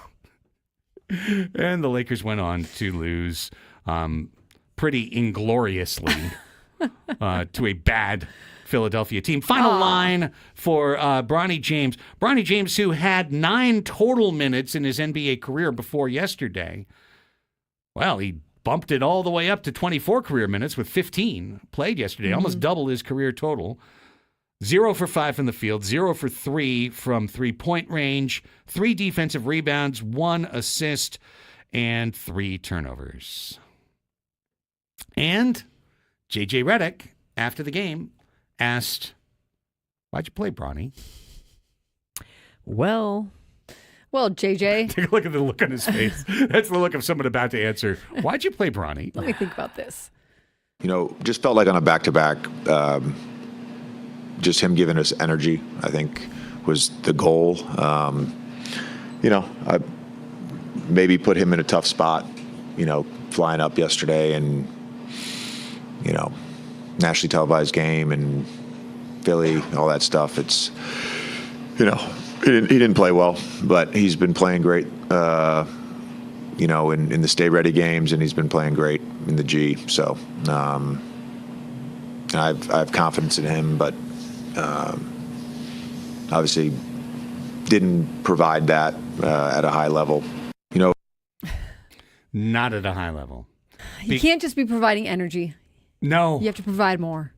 Well, there's a lot of guys that could provide just energy. Yeah. As a point of fact, Bronny James right now in the NBA is shooting 6%. 6. 50's good. 40 good from distance. 6. 6. So does he go back down to the G League now? Head on down. Yeah. Head on back. Stick and stay. There's a chance in 3 years that Bronny James winds up being a potentially serviceable 10-minute a game backup guard. There's a chance. There's the most remote chance that he eventually becomes a Dorian Finney-Smith style 3-and-D wing that can shoot three-pointers and defend and get steals. That chance is probably like it's about as high as his shooting percentage is really what it is. Mm-hmm. Maybe 6% at best.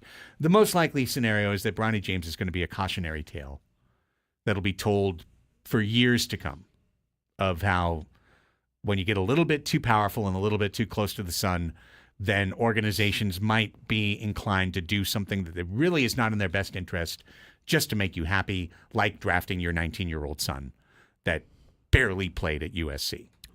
Just make an Icarus reference. Yeah.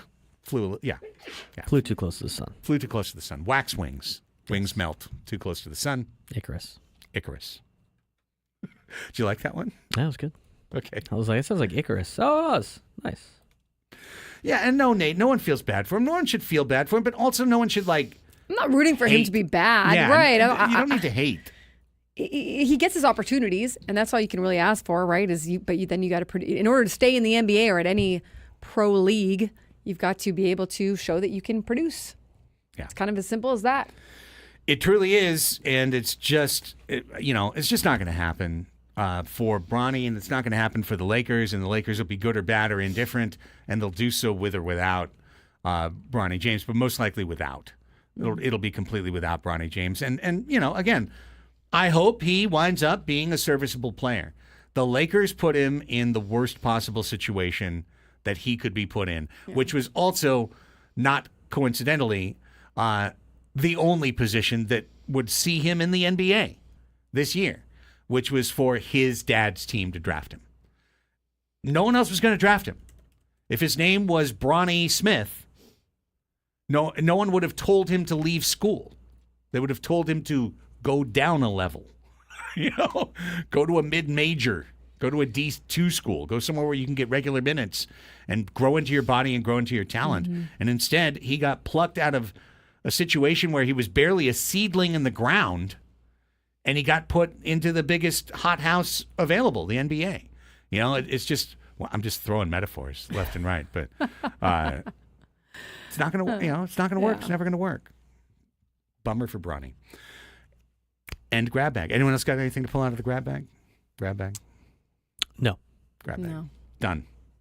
Ask us anything out of the grab bag. Indeed. It's time to ask us anything. Here we go. Let's open up the lines. Bang. Done. 833-288-0973.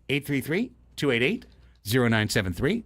You got a rock solid 15 minutes where you can call this show. We had a great roll of phone calls yesterday on Ask Us Anything, to the point that we had like 3 people that got stuck on hold at the end of the show. Call us get back. to fit everybody in. So you 3, you know who you are. Give us a call right now. Mm-hmm. Get first in line. Otherwise, just get in line. 833-288-0973. If you call between here and 150, we are going to do our level best to get you on the air and to have you be heard. All we ask is that you have a question ready for the show. Doesn't have to be about sports. Could be about anything you want. But just have a question ready for us. We'll take our final time out. 833-288-0973. We'll come back and we'll do Ask Us Anything next on The Fan.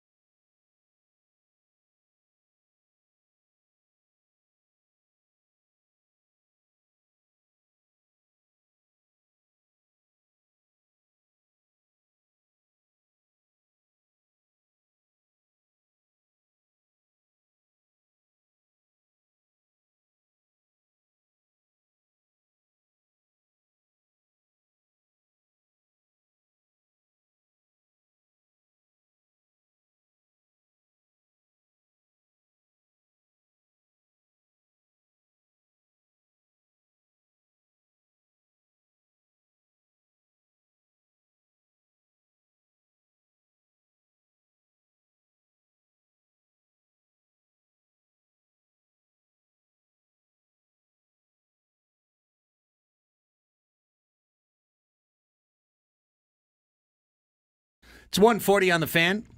Thank you so much for being here. One more reminder to download the Odyssey app and listen to 97.3 The Fan on the app for your chance at the ultimate trip in the Slam Dunk in Vegas contest.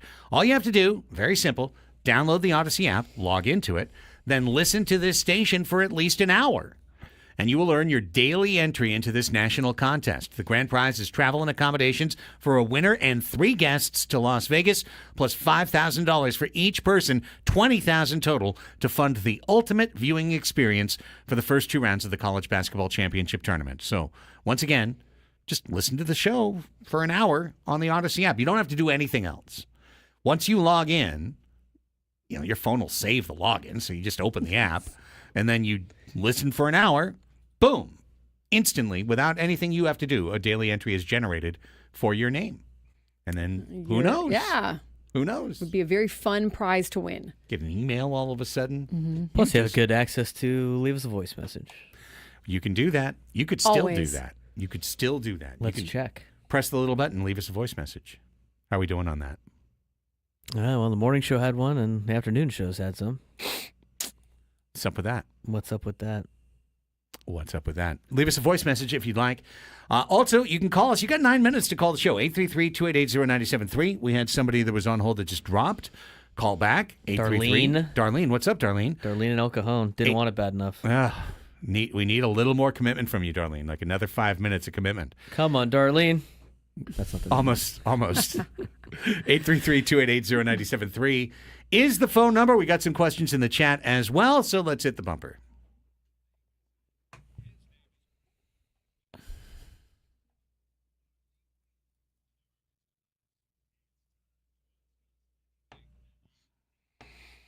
Phone lines open, 833-288-0973. Call now, 833-288-0973. You can be like Brad in Escondido and get right on the air. Hi, Brad. Thanks for holding on. Ask us anything. Hey, all you guys and ladies. How are you doing?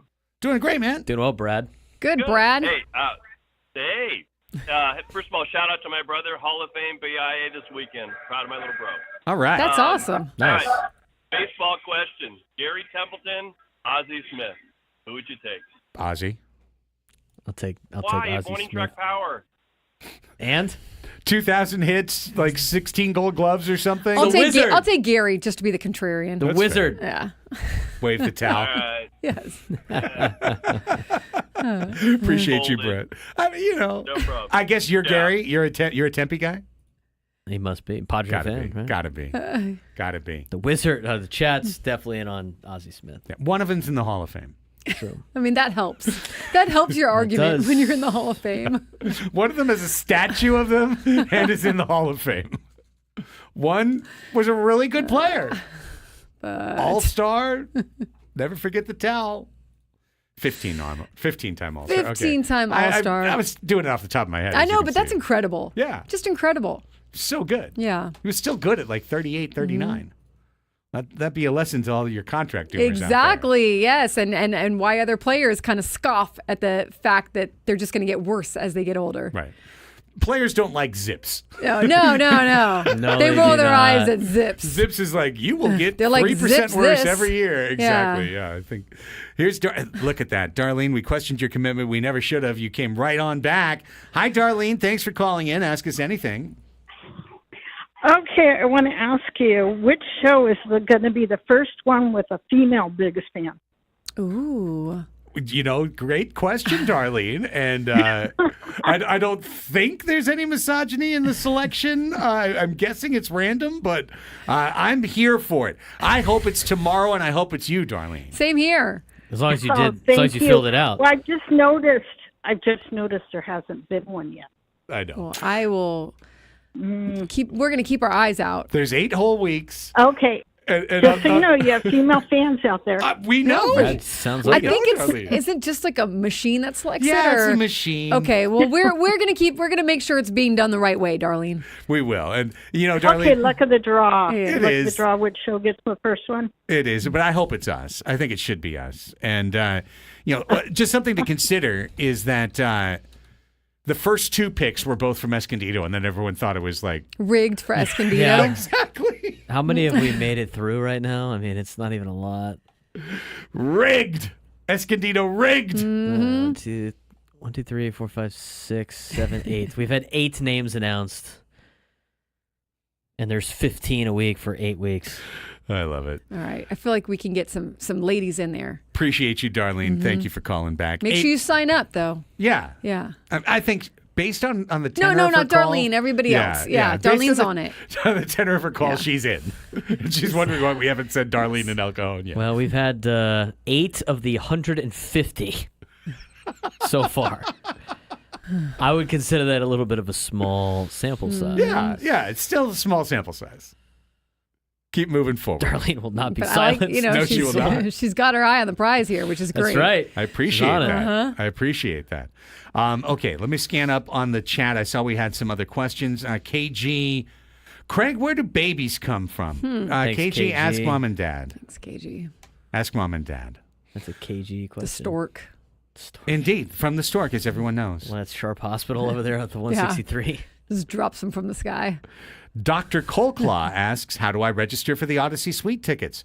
Well, thanks for asking, Dr. Coleclaw. The answer is very simple. What you need to do is you need to register your name at 973thefansd.com/biggest fan. Do they have to register every day to win No, that just day? do it Okay, one you just time. register once and you're in the hopper. You're in the hopper. Okay. And then the next day you wonder, why wasn't my name called? We could check the box for doing that read for tomorrow. Got it in twice today. This thing's causing a lot of controversy, if you ask me. Yeah, wow. Adam, what did you get us involved with here? Real. I like how everyone calls it the biggest winner. Biggest fan. It's the biggest fan, It's but hey. 97.3 The Fan. If you have any complaints, take it up with Adam Klug. 833-288-0973. You could still call the show. Where's the Dell 833-288-0973. deck? Please call someone. Anthony, what are these questions we got today? Oh no, we're finally back to the cards. Anthony says, ask us anything. Did you ever find Bugs Bunny attractive when he put on a dress and played a girl bunny? Is that Anthony Sandoval? Yeah, it is. Yeah, well, he's just a troll. He's just trolling. I never found a cartoon attractive. It's a cartoon. It's a cartoon. Yes. So could be wearing anything. I might be like, cute outfit, nice fit check. If a stranger had to live your life for 24 hours, what would they probably screw up the most? This show. 100%. That's an easy answer. Yeah. Definitely this show. Or like having to go, remembering all the jobs to go to throughout the day, all the things that we all do, part of our lives, making sure that they're here at a certain time, and then a cathedral at a certain time, then a USD at a certain time, sports association, and the soccer. chat is passionate about Jessica Rabbit, Okay. Elastigirl. Yeah. Okay, like So Neil's passionate about the Eagles. My Anthony, Wayne's World. this Oh is God, from I used to have a World. Wayne's World hat, like that Okay. someone like someone handed down to me You a want long another time card? ago. I saw Wayne's World in the theater a long time ago. I didn't see it in the theater, but I had a hat. Here's Alex in Fallbrook. Hi, Alex. You're jumping right into the fray. Ask Please. us anything. Thanks for saving the day. What's happening, guys and gals? What's up, Alex? What's for dinner tonight? That's a gray God. area. You know, I have to drop the kid off at swim practice today.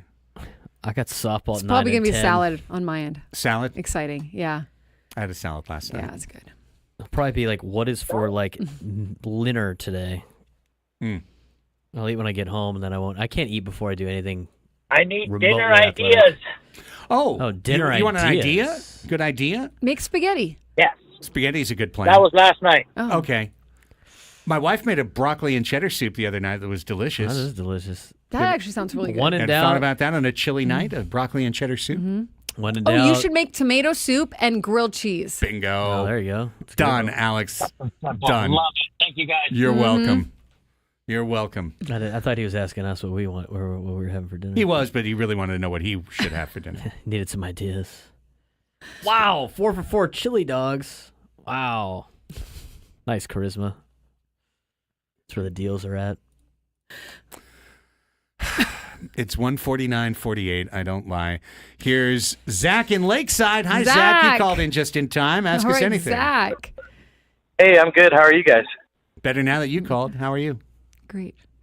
Hey, I got a quick question. Would 97.3 The Fan ever sponsor an adult softball beer league team? If they did, it'd be my team, Zach. So get out of here. I played Are you enough looking teams. for a right fielder? We're Yeah, looking why for can't- guys why can't all the Zach time. play on your Zach, team? Zach, where do you play at? Santee Sportplex? The Poway ones. You got to get up to Poway, dude.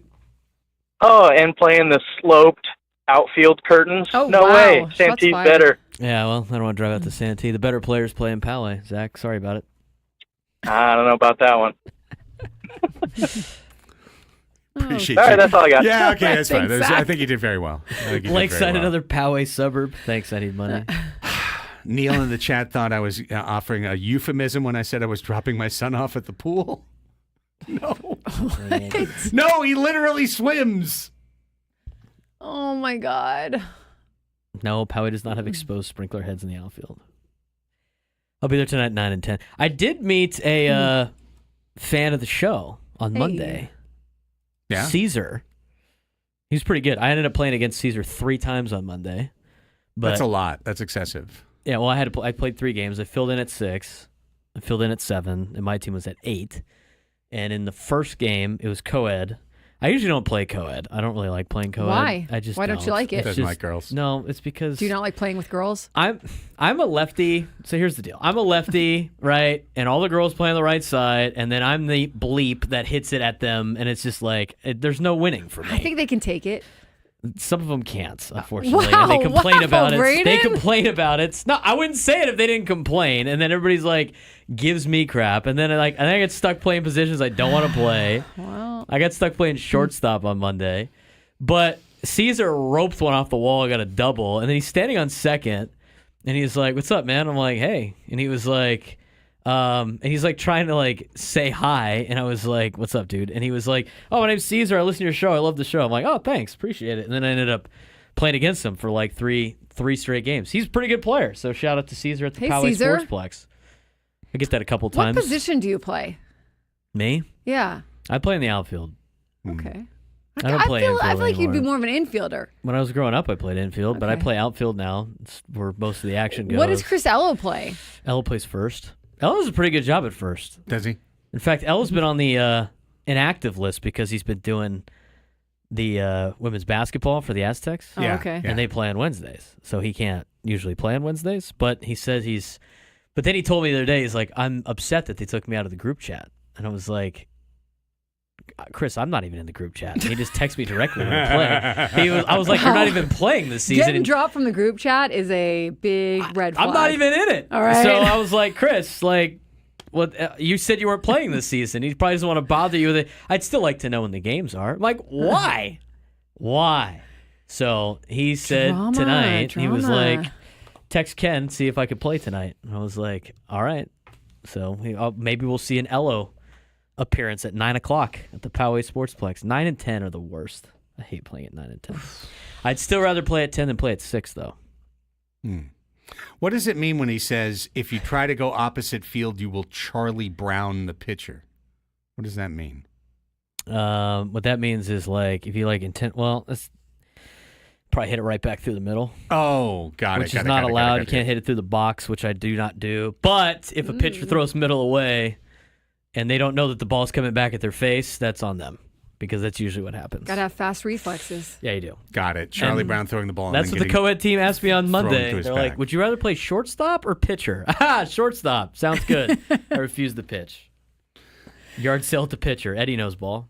Well, we made it to the end of this one. We did. There's your And slow tomorrow pitch we'll do it softball again. segment. For Braden and Annie, I'm Craig. See ya. Bye.